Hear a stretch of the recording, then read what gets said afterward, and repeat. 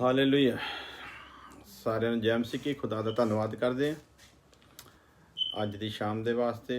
ਖੁਦਾ ਦਾ ਸ਼ੁਕਰ ਹੋਵੇ ਉਹਨੇ ਫਿਰ ਸਾਨੂੰ ਇਕੱਠੇ ਹੋਣ ਦੇ ਲਈ ਇੱਕ ਮੌਕਾ ਦਿੱਤਾ ਕਿ ਅਸੀਂ ਉਹਦੇ ਪਵਿੱਤਰ ਵਚਨ ਤੋਂ ਸਿੱਖ ਸਕੀਏ। ਹਾਲੇਲੂਇਆ।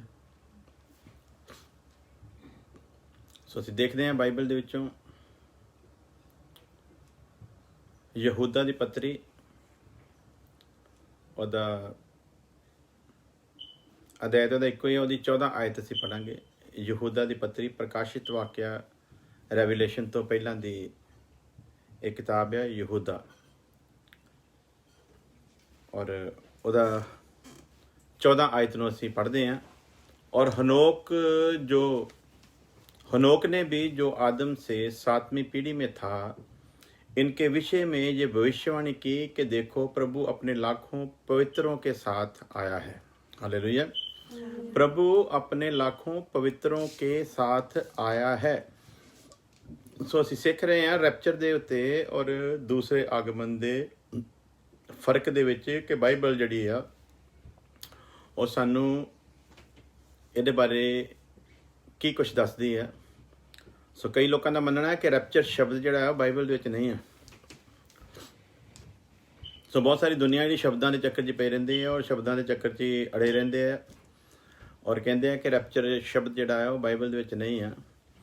ਔਰ ਇਹ ਰੈਪਚਰ ਸ਼ਬਦ ਜਿਹੜਾ ਯੂਨਾਨੀ ਭਾਸ਼ਾ ਤੋਂ ਲਏ ਗਏ ਸ਼ਬਦ ਦਾ ਅਨੁਵਾਦ ਆ, ਜਿਹਦਾ ਅਰਥ ਆ ਕਿ ਜ਼ਬਰਦਸਤੀ ਕਿਸੇ ਚੀਜ਼ ਨੂੰ ਹਟਾ ਦੇਣਾ ਜਾਂ ਕਿਸੇ ਚੀਜ਼ ਨੂੰ ਉਹਦੀ ਜਗ੍ਹਾ ਤੋਂ ਲੈ ਲਿਆ ਜਾਣਾ। ਸੋ ਉਹਦੇ ਬਾਰੇ ਅਸੀਂ ਬਾਈਬਲ ਵਿੱਚ ਬਹੁਤ ਸਾਰੇ ਰੈਫਰੈਂਸ ਪੜ੍ਹਦੇ ਹਾਂ। ਸੋ ਬੇਸ਼ੱਕ ਰੈਪਚਰ ਸ਼ਬਦ ਸਿੱਧਾ ਨਹੀਂ ਹੈ, ਪਰ ਰੈਪਚਰ ਸ਼ਬਦ ਦਾ ਜਿਹੜਾ ਮੀਨਿੰਗ ਆ ਉਹ ਸਾਡੇ ਸਾਹਮਣੇ ਬਾਈਬਲ ਦੇ ਵਿੱਚ ਖੁੱਲ੍ਹ ਕੇ ਆਉਂਦਾ ਹੈ। ਹਾਲੇਲੂਇਆ। ਸੋ ਪਾਸਟਰ ਤਸੇਮ ਜੀ ਸਾਡੇ ਨਾਲ ਆ, ਖੁਦਾ ਉਹਨਾਂ ਨੂੰ ਬਹੁਤ ਆਸ਼ੀਸ਼ ਦੇਵੇ। ਔਰ ਜਿੰਨੇ ਵੀ ਸੇਵਕ ਆ ਉਹਨਾਂ ਦੇ ਲਈ ਰੱਬ ਦਾ ਧੰਨਵਾਦ ਕਰਦੇ ਹਾਂ, ਜਿਹੜੇ ਅਸੀਂ ਸਾਰੇ ਮਿਲ ਕੇ ਪ੍ਰਭੂ ਦੇ ਵਚਨਾਂ ਨੂੰ ਸਿੱਖ ਰਹੇ ਹਾਂ। ਖੁਦਾ ਤੁਹਾਡੇ ਨਾਲ ਹੋਵੇ। ਹਾਲੇਲੂਇਆ। सो पढ़ते हैं, फिर मैं दोबारा पढ़ता है 14 आयत। हनोक ने भी जो आदम से 7वीं पीढ़ी में था, इनके विषय में ये भविष्यवाणी की कि देखो प्रभु अपने लाखों पवित्रों के साथ आया है। लाखों पवित्रों के साथ आया है। और ये भविष्यवाणी जिहड़ी है ये उस समय दे लई कीती गई है, उस वक्त दे लई कीती गई है जदों महाकलेश ਦਾ ਜਿਹੜਾ ਸਮਾਂ ਆ ਉਹ ਖਤਮ ਹੋ ਜਾਵੇਗਾ ਔਰ ਪ੍ਰਭੂ ਯਿਸੂ ਮਸੀਹ ਇਸ ਜ਼ਮੀਨ ਦੇ ਉੱਤੇ ਆਪਣੇ ਲੱਖਾਂ ਸੰਤਾਂ ਦੇ ਨਾਲ ਯਰੂਸ਼ਲਮ ਦੇ ਵਿੱਚ ਆਵੇਗਾ ਔਰ ਇਸ ਧਰਤੀ ਦੇ ਉੱਤੇ ਰਾਜ ਕਰੇਗਾ ਕਲੀਸਿਆ ਦੇ ਨਾਲ। ਹਾਲੇਲੂਇਆ। ਸੋ ਇਹਦੇ ਬਾਰੇ ਅਸੀਂ ਕਿੰਨੀ ਵਾਰੀ ਸੁਣ ਚੁੱਕੇ ਹਾਂ, ਲੇਕਿਨ ਫਿਰ ਰਿਪੀਟ ਬਾਰ-ਬਾਰ ਤਾਂ ਕਰਦੇ ਹਾਂ ਤਾਂ ਕਿ ਰੈਫਰੈਂਸਾਂ ਦੇ ਹਿਸਾਬ ਦੇ ਨਾਲ ਅਸੀਂ ਉਹਦੇ ਉੱਤੇ ਧਿਆਨ ਦੇ ਸਕੀਏ। ਸੋ ਇਹਦੇ ਵਿੱਚ ਇੱਕ ਸ਼ਬਦ ਜਿਹੜਾ ਆ ਉਹ ਜਿਹੜਾ ਸਾਡੇ ਲਈ ਖਾਸ ਆ, ਜਿਸ ਵਿਸ਼ੇ ਨੂੰ ਅਸੀਂ ਸਿੱਖ ਰਹੇ ਹਾਂ ਉਹਦੇ ਵਾਸਤੇ ਜਿਹੜਾ ਸ਼ਬਦ ਖਾਸ ਆ ਉਹ ਇਹ ਆ ਕਿ ਪ੍ਰਭੂ ਆਪਣੇ ਲੱਖਾਂ ਪਵਿੱਤਰ ਲੋਕਾਂ ਦੇ ਨਾਲ, ਆਪਣੇ ਸੰਤਾਂ ਦੇ ਨਾਲ ਆਇਆ ਆ।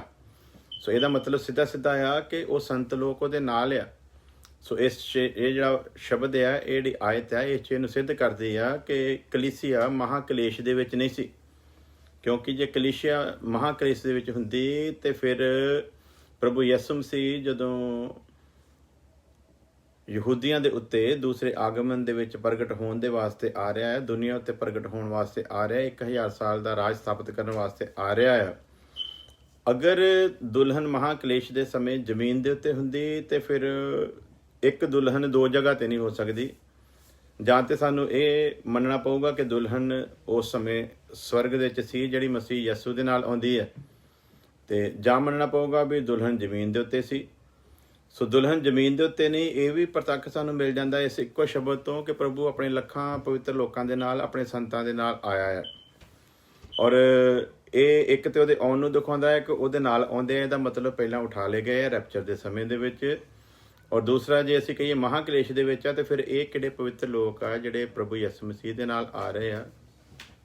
ਲੱਖਾਂ ਸੰਤ ਲੋਕ ਕਿਹੜੇ ਜਿਹੜੇ ਪ੍ਰਭੂ ਯਿਸੂ ਮਸੀਹ ਦੇ ਨਾਲ ਆ ਰਹੇ ਆ। ਜੇ ਅਸੀਂ ਕਹੀਏ ਕਿ ਇਹ ਜਿਹੜੇ ਪਹਿਲਾਂ ਧਰਮੀ ਲੋਕ ਸੌ ਚੁੱਕੇ ਆ ਜਾਂ ਜਿਹੜੇ ਨਵਾਂ ਜਨਮ ਪਾਉਣ ਤੋਂ ਬਾਅਦ ਮਸੀਹ ਦੇ ਵਿੱਚ ਆਪਣੀ ਕੀਮਤ ਦੇ ਕੇ ਸੋ ਚੁੱਕੇ ਆ ਵੀ ਉਹ ਉਹਦੇ ਨਾਲ ਆਉਂਦੇ ਆ।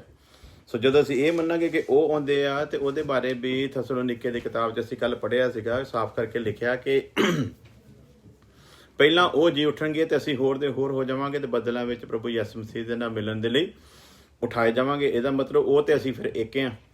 ਤੇ ਇਹ ਫਿਰ ਜਿਹੜੀ ਬਾਈਬਲ ਦੀ ਵਰਸ ਆ ਸਾਨੂੰ ਸਿੱਧਾ ਸਿੱਧਾ ਇਸ ਚੀਜ਼ ਦੇ ਉੱਤੇ ਮੋਹਰ ਲਾਉਂਦੀ ਆ ਕਿ ਅਸੀਂ ਪ੍ਰਭੂ ਯਿਸੂ ਮਸੀਹ ਦੇ ਨਾਲ ਧਰਤੀ ਦੇ ਉੱਤੇ ਉਸ ਸਮੇਂ ਦੇ ਉੱਤੇ ਆਉਣੇ ਆ ਜਦੋਂ ਪ੍ਰਭੂ ਯਿਸੂ ਮਸੀਹ ਨੂੰ ਦੇਖੇਗੀ ਦੁਨੀਆ, ਤੇ ਉਦੋਂ ਸਾਨੂੰ ਵੀ ਉਹਦੇ ਨਾਲ ਆਉਂਦਿਆਂ ਦੇਖੇਗੀ। ਹਾਲੇਲੂਇਆ। ਸੋ ਐਡੇ ਰੈਫਰੈਂਸ ਅਸੀਂ ਕੱਲ੍ਹ ਵੀ ਮੈਂ ਦੱਸਿਆ ਸੀ ਕਿ ਇੰਨੇ ਰੈਫਰੈਂਸ ਦੇਣ ਦਾ ਮਤਲਬ ਇੱਕ ਸਬਜੈਕਟ ਨੂੰ ਸਿਰਫ ਦੱਸਣ ਦੇ ਲਈ ਅਸੀਂ ਇੰਨੇ ਪਾਰਟ ਲੈ ਲਏ ਆ। ਅੱਜ ਅਸੀਂ 27ਵੇਂ ਪਾਰਟ ਦੇ ਵਿੱਚ ਆ, ਜਦ ਕਿ ਅਸਲ 'ਚ 29ਵੇਂ ਦੇ ਵਿੱਚ ਆ। ਅਸੀਂ 2 ਪਾਰਟ ਹਟਾ ਦਿੱਤੇ ਸੀ ਵਿੱਚੋਂ, ਜਿਹਨਾਂ ਨੂੰ ਅਸੀਂ ਐਂਡ ਦੇ ਵਿੱਚ ਜਾ ਕੇ ਫਿਰ ਦੁਬਾਰਾ ਉਹਨਾਂ ਨੂੰ ਰੀਲੋਡ ਕਰਾਂਗੇ ਔਰ ਉਹਦੇ ਬਾਰੇ ਸਾਰਾ ਸਿਖਾਵਾਂਗੇ। ਔਰ ਇੰਨੇ ਦਿਨ ਲੱਗ ਗਏ ਆ ਸਾਨੂੰ, ਲਗਭਗ ਜੇ ਉਹ ਵੀ 2 ਪਾਰਟ ਵਿੱਚ ਪਾ ਲਈਏ ਤੇ ਸਾਨੂੰ 29 ਦਿਨ ਲੱਗ ਗਏ ਇੱਕ ਗੱਲ ਨੂੰ ਸਿੱਖਣ ਦੇ ਲਈ। ਤੇ ਉਹਦਾ ਬਾਰ-ਬਾਰ ਰਿਪੀਟ ਕਰਨਾ ਜਾਂ ਬਾਰ-ਬਾਰ ਇੱਕ ਗੱਲ ਨੂੰ ਪੇਸ਼ ਕਰਨ ਦਾ ਮਕਸਦ ਸਿਰਫ ਇੱਕੋ ਹੀ ਆ ਕਿ ਅਸੀਂ ਉਸ ਚੀਜ਼ ਦੇ ਉੱਤੇ ਪੂਰੀ ਜਾਂਚ ਕਰਕੇ ਉਹਨੂੰ ਸਿੱਖ ਲਈਏ ਤਾਂ ਕਿ ਅਸੀਂ ਦੂਸਰਿਆਂ ਨੂੰ ਸਿਖਾ ਸਕੀਏ। ਹਾਲੇਲੂਇਆ। ਸੋ ਇਹ ਜਿਹੜੀ ਬਾਈਬਲ ਕਲਾਸ ਹੈ ਇਹ ਸਾਡੇ ਸਿੱਖਣ ਦੇ ਲਈ ਆ। ਅਸੀਂ ਸਭ ਲੋਕ ਮਿਲ ਜੁਲ ਕੇ ਪ੍ਰਭੂ ਦੇ ਵਚਨ ਨੂੰ ਸਿੱਖ ਰਹੇ ਹਾਂ। ਹਾਲੇਲੂਇਆ। ਔਰ ਇਸ ਲਈ ਸਿੱਖ ਰਹੇ ਹਾਂ ਕਿ ਅਸੀਂ ਦੂਸਰਿਆਂ ਨੂੰ ਤਸੱਲੀ ਦੇ ਨਾਲ ਸਿਖਾ ਸਕੀਏ ਤਾਂ ਕਿ ਕਿਤੇ ਵੀ ਕੋਈ ਸਾਨੂੰ ਕਿਸੇ ਵੀ ਕਿਸਮ ਦੇ ਨਾਲ ਘੇਰ ਨਾ ਸਕੇ। ਸੋ ਇਹਨਾਂ ਅੰਤਿਮ ਦਿਨਾਂ ਦੇ ਵਿੱਚ ਜਦੋਂ ਅਸੀਂ ਭਵਿੱਖਬਾਣੀਆਂ ਦੇ ਅਨੁਸਾਰ ਸਮਝਦੇ ਹਾਂ ਕਿ ਬਹੁਤ ਸਾਰੇ ਝੂਠੇ ਨਬੀ, ਝੂਠੇ ਸ਼ਿਕਸ਼ਕ ਉੱਠਣਗੇ ਜਿਹੜੇ ਝੂਠੀਆਂ ਕਰਾਮਾਤਾਂ ਵੀ ਦਿਖਾਉਣਗੇ, ਪਲੱਸ ਜਿਹੜੇ ਆ ਸਿੱਖਿਆ ਦੇ ਵਿੱਚ ਵੀ ਝੂਠ ਲਿਆਉਣਗੇ ਔਰ ਸਿੱਖਿਆ ਨੂੰ ਵੀ ਵਿਗਾੜਨ ਦੀ ਕੋਸ਼ਿਸ਼ ਕੀਤੀ ਜਾਵੇਗੀ। ਸੋ ਇਸ ਤੋਂ ਪਹਿਲਾਂ ਕਿ ਕੋਈ ਸਿੱਖਿਆ ਨੂੰ ਵਿਗਾੜੇ ਤੇ ਜਿਹੜੇ ਲੋਕ ਸਾਡੇ ਨਾਲ ਮਿਲ ਕੇ ਰਹਿੰਦੇ ਆ ਜਾਂ ਜਿਹੜੇ ਕਲੀਸਿਆ 'ਚ ਸ਼ਾਮਲ ਹੋ ਚੁੱਕੇ ਆ ਉਹ ਉਸ ਝੂਠੀ ਸਿੱਖਿਆ ਤੋਂ ਬਚ ਸਕਣ, ਇਸ ਲਈ ਜ਼ਰੂਰੀ ਆ ਅਸੀਂ ਵਚਨ ਦੀਆਂ ਬਰੀਕੀਆਂ ਨੂੰ ਚੰਗੀ ਤਰ੍ਹਾਂ ਸਿੱਖ ਲਈਏ ਤਾਂ ਕਿ ਸਾਨੂੰ ਕੋਈ ਭਰਮਾ ਨਾ ਸਕੇ। ਹਾਲੇਲੂਇਆ। ਸੋ ਦੇਖਦੇ ਹਾਂ ਇੱਕ ਹੋਰ ਵਚਨ, ਪਹਿਲਾ ਥੈਸਲੋਨੀਕੇ ਦਾ ਖੱਤ, ਉਹਦਾ 5 ਅਧਿਆਏ, ਉਹਦੀ 2 ਤੋਂ ਲੈ ਕੇ 4 ਵਰਸ ਤੱਕ ਅਸੀਂ ਦੇਖਦੇ ਹਾਂ।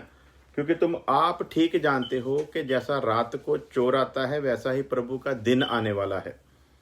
जैसा रात को चोर आता है वैसा ही प्रभु का दिन आने वाला है। ਤੇ ਇਹਦੇ ਉੱਤੇ ਅਸੀਂ ਕੱਲ ਬੜੇ ਵਿਸਤਾਰ ਦੇ ਨਾਲ ਦੇਖਿਆ ਸੀਗਾ ਕਿ ਦੁਲਹਨ ਦੇ ਲਈ ਉਹਦਾ ਦਿਨ ਚੋਰ ਵਾਂਗੂ ਆਉਂਦਾ ਆ, ਲੇਕਿਨ ਉਹਨਾਂ ਦੇ ਲਈ ਇਹ ਦਿਨ ਚੋਰ ਵਾਂਗੂ ਨਹੀਂ ਆ। ਉਹਨਾਂ ਨੂੰ ਪੂਰੀਆਂ ਨਿਸ਼ਾਨੀਆਂ ਦਿੱਤੀਆਂ ਗਈਆਂ ਔਰ ਉਹਨਾਂ ਨੂੰ ਪਤਾ ਆ ਇਸਰਾਇਲ ਦਾ ਦੁਬਾਰਾ ਵਜੂਦ ਦੇ ਵਿੱਚ ਆ ਜਾਣਾ, ਉਹਨਾਂ ਨੂੰ ਦੁਬਾਰਾ ਆਜ਼ਾਦੀ ਮਿਲ ਜਾਣਾ, ਉਹਨਾਂ ਦਾ ਉੱਥੇ ਵਾਪਸ ਆਉਣਾ ਔਰ ਇਹਨਾਂ ਦਿਨਾਂ ਵਿੱਚ ਬਹੁ ਗਿਣਤੀ ਦੇ ਵਿੱਚ ਦੁਨੀਆ ਦੇ ਕੋਨੇ-ਕੋਨੇ ਤੋਂ ਇਸਰਾਇਲੀਆਂ ਦਾ ਇਸਰਾਇਲ ਦੇ ਵਿੱਚ ਵਾਪਸ ਆਉਣਾ, ਉਹਨਾਂ ਦੀਆਂ ਸਰਕਾਰਾਂ ਬਣਨਾ, ਉਹਨਾਂ ਦਾ ਪਾਵਰ ਦੇ ਵਿੱਚ ਆਉਣਾ, ਉਹਨਾਂ ਦਾ ਦੁਨੀਆ ਵਿੱਚ ਤਾਕਤ ਬਣ ਕੇ ਉੱਭਰਨਾ ਔਰ ਉਹਨਾਂ ਦਾ ਸੰਘਰਸ਼ ਜਿਹੜਾ ਸਭ ਕੁਛ ਆ ਇਸ ਚੀਜ਼ ਦਾ ਪ੍ਰਮਾਣ ਆ। ਕਿਉਂਕਿ ਪ੍ਰਭੂ ਯਿਸੂ ਮਸੀਹ ਨੇ ਕਿਹਾ ਸੀ ਕਿ ਅੰਤ ਸਮੇਂ ਦੇ ਵਿੱਚ ਇਹ ਨਿਸ਼ਾਨੀਆਂ ਜਦੋਂ ਤੁਸੀਂ ਦੇਖੋਗੇ, ਇਸਰਾਇਲੀਆਂ ਦੇ ਲਈ ਨਿਸ਼ਾਨੀਆਂ ਹੋਰ ਸੀਗੀਆਂ, ਸਾਡੇ ਵਾਸਤੇ ਨਿਸ਼ਾਨੀਆਂ ਹੋਰ ਸੀ। ਤੇ ਜਿਹੜੀਆਂ ਇਸਰਾਇਲੀਆਂ ਦੀ ਨਿਸ਼ਾਨੀਆਂ ਦੱਸੀਆਂ ਸੀਗੀਆਂ ਉਹਨਾਂ ਲਈ ਤੇ ਸਭ ਤੋਂ ਵੱਡੀ ਨਿਸ਼ਾਨੀ ਉਹੀ ਹੈ ਜਦੋਂ ਉਹਨਾਂ ਦਾ ਦੇਸ਼ ਉਹਨਾਂ ਨੂੰ ਵਾਪਸ ਮਿਲ ਗਿਆ ਹੈ।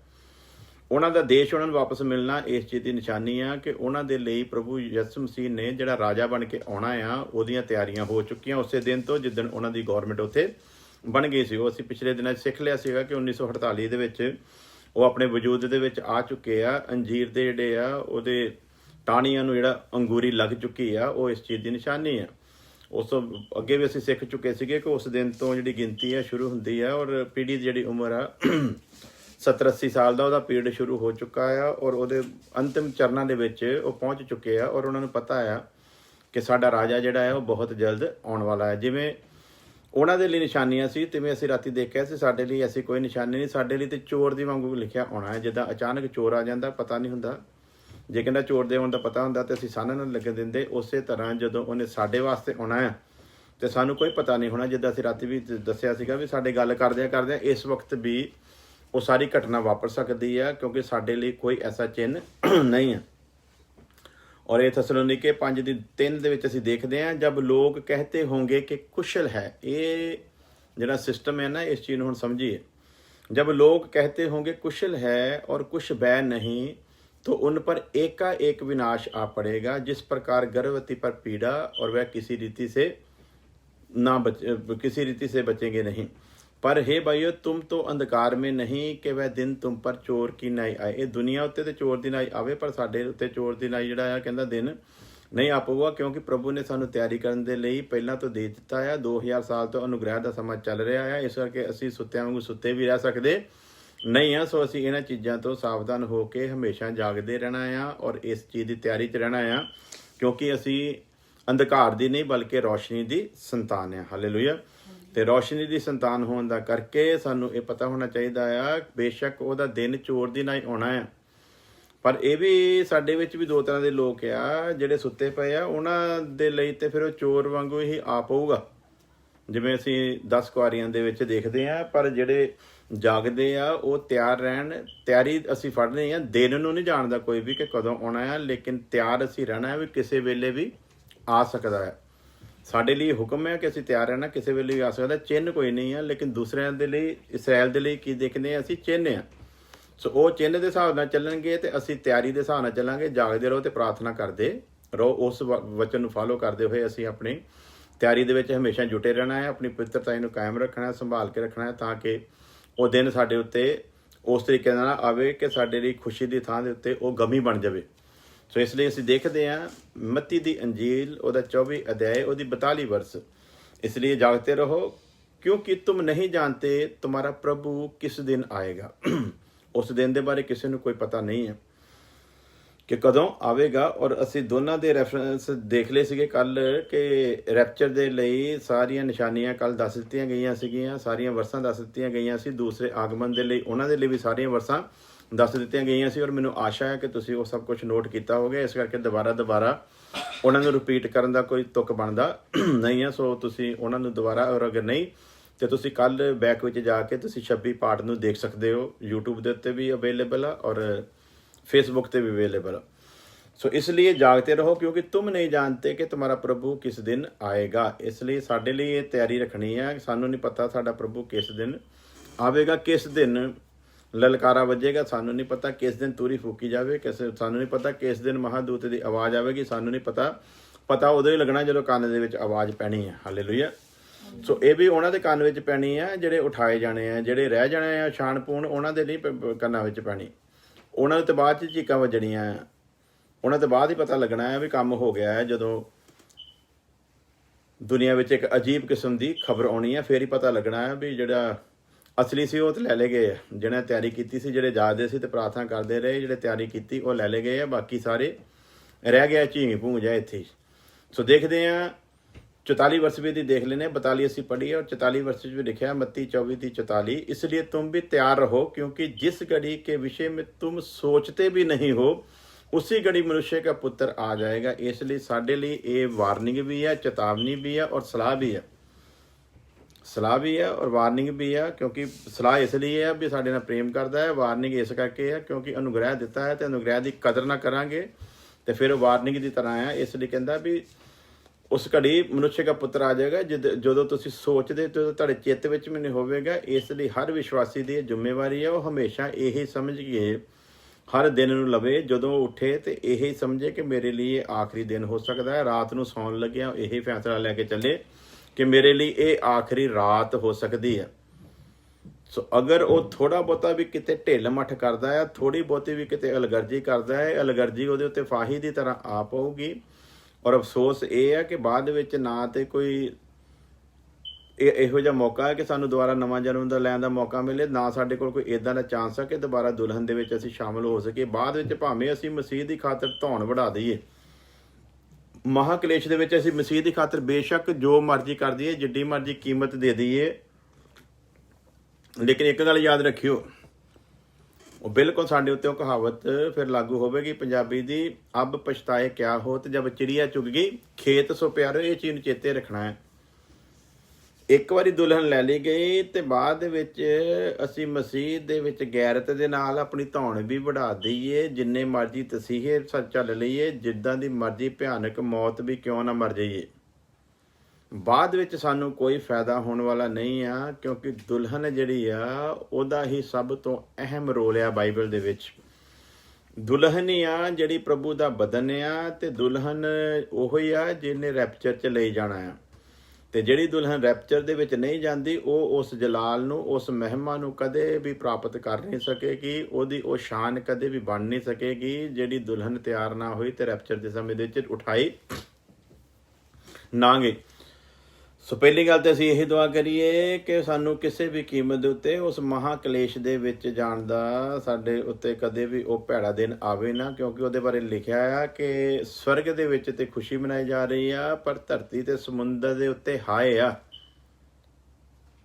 ਇਹ ਹਾਏ ਪਾਈ ਗਈ ਹੈ ਧਰਤੀ ਤੇ ਸਮੁੰਦਰ ਦੇ ਉੱਤੇ, ਜਦੋਂ ਵਿਰੋਧੀ ਇਸ ਧਰਤੀ ਦੇ ਉੱਤੇ ਦੁਨੀਆ ਦਾ ਨਾਸ਼ ਕਰਨ ਦੇ ਵਾਸਤੇ, ਦੁਨੀਆ ਦੇ ਲੋਕਾਂ ਨੂੰ ਬਰਬਾਦ ਕਰਨ ਵਾਸਤੇ, ਪ੍ਰਭੂ ਦਾ ਨਾਮ ਲੈਣ ਵਾਲਿਆਂ ਨੂੰ ਨਾਸ਼ ਕਰਨ ਵਾਸਤੇ ਆਊਗਾ। ਔਰ ਇਹ ਉਹ ਪ੍ਰਭੂ ਦਾ ਨਾਮ ਲੈਣ ਵੇਲੇ ਬਚ ਜਾਣੇ ਜਿਹਨਾਂ ਨੂੰ ਹੁਣ ਮੌਕਾ ਆ ਕਿ ਸਹੀ ਤਰੀਕੇ ਨਾਲ ਲੈਣ, ਪਰ ਲੈਂਦੇ ਨਹੀਂ।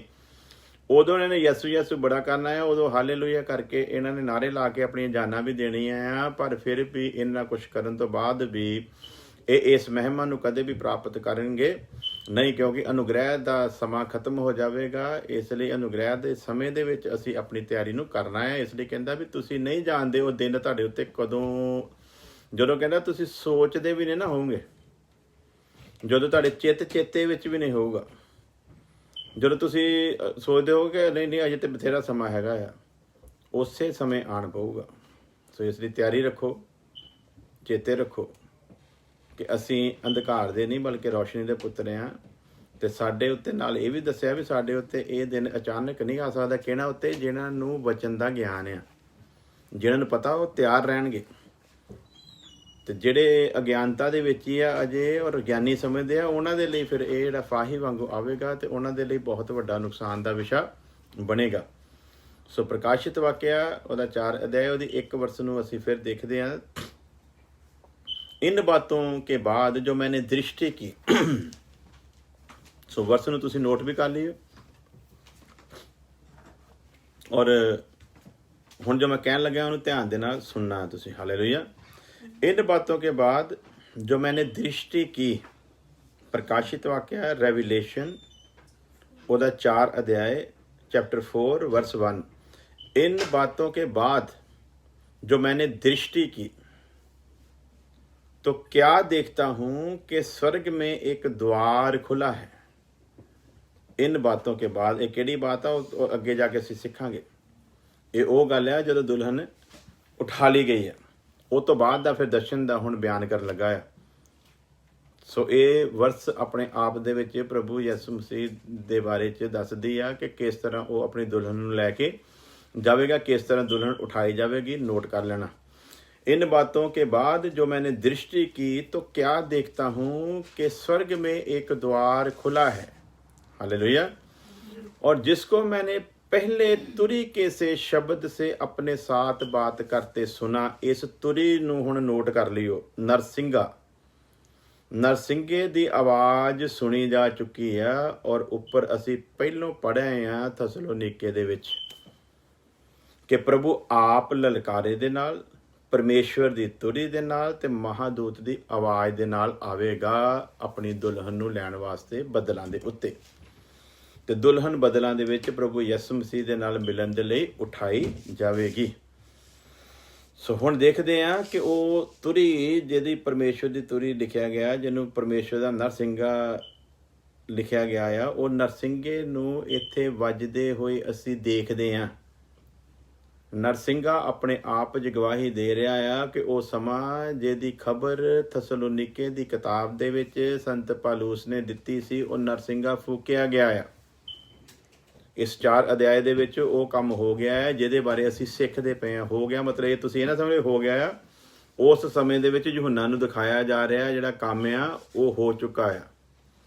उस समय यूहन्ना दे लई वो प्रेजेंट समा सी, लेकिन फ्यूचर नूं देख रहा, फ्यूचर च होण वाली उस घटना नूं परमेश्वर ने उन्होंने दिखाया कि किद्दां होने वाली है, जिहड़ी साडे नाल हुण होनी है। जो कुछ साडे नाल वापरना यूहन्ना पहलां देख चुका है, उन्होंने पूरी फिल्म दिखाई जा चुकी परमेश्वर की कुछ करन वाला है, तो जो कुछ होने वाला साडे नाल उहदे बारे वो लिख रहा। फिर मैं रिपीट करदा इस वर्स नूं। इन बातों के बाद जो मैंने दृष्टि की तो क्या देखता हूँ कि स्वर्ग में एक द्वार खुला हुआ है और जिसको मैंने पहले तुरीके से शब्द से अपने साथ बातें करते सुना था।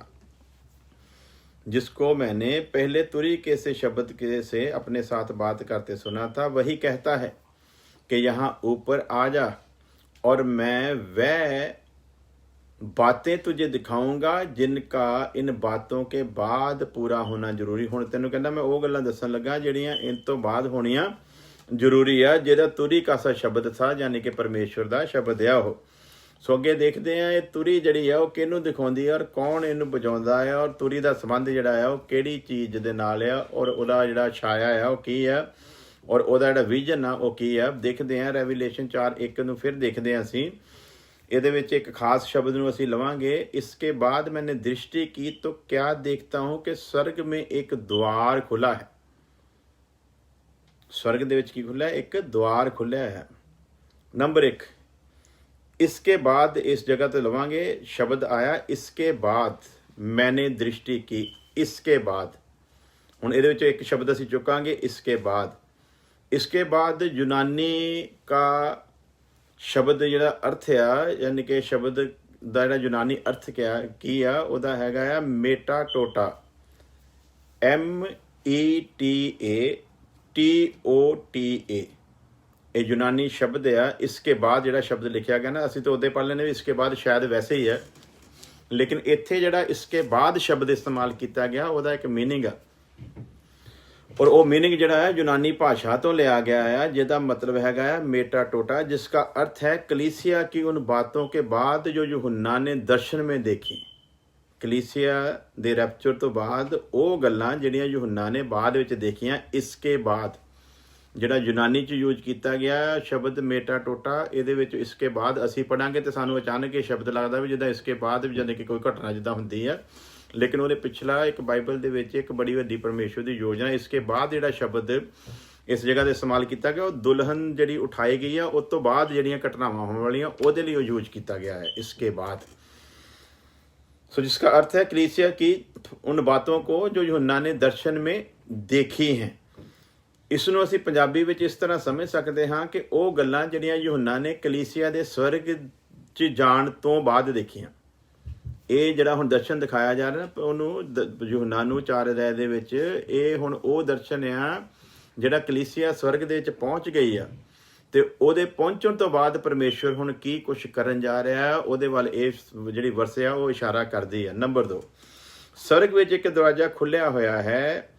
ਇਹ ਗੱਲ ਇਸ ਚੀਜ਼ ਵੱਲ ਧਿਆਨ ਦਿਵਾਉਂਦੀ ਹੈ ਕਿ ਸੱਚਮੁੱਚ ਸਵਰਗ ਵਿੱਚ ਇੱਕ ਦਰਵਾਜ਼ਾ ਉਹਨੂੰ ਦਿਖਾਈ ਦੇ ਰਿਹਾ ਆ, ਔਰ ਅੱਗੇ ਜਾ ਕੇ ਉਹਦਾ ਪੂਰਾ ਅਸੀਂ ਵੇਰਵਾ ਫਿਰ ਦੇਖਾਂਗੇ ਤੇ ਉਹਦਾ ਪ੍ਰਕਾਸ਼ਨ ਨੂੰ ਦੇਖਾਂਗੇ, ਜਿਸ ਨੂੰ यूहन्ना ਨੇ ਦੇਖਿਆ ਹੋਵੇਗਾ ਜਾਂ यूहन्ना ਆਤਮਾ ਵਿੱਚ ਸਵਰਗ ਵਿੱਚ ਗਿਆ। ਦੋ ਹੀ ਗੱਲਾਂ ਆ, ਔਰ ਉਹਨੂੰ ਅੱਗੇ ਜਾ ਕੇ ਅਸੀਂ ਕਲੀਅਰ ਕਰਦੇ ਹਾਂ। ਹਾਲੇਲੂਇਆ।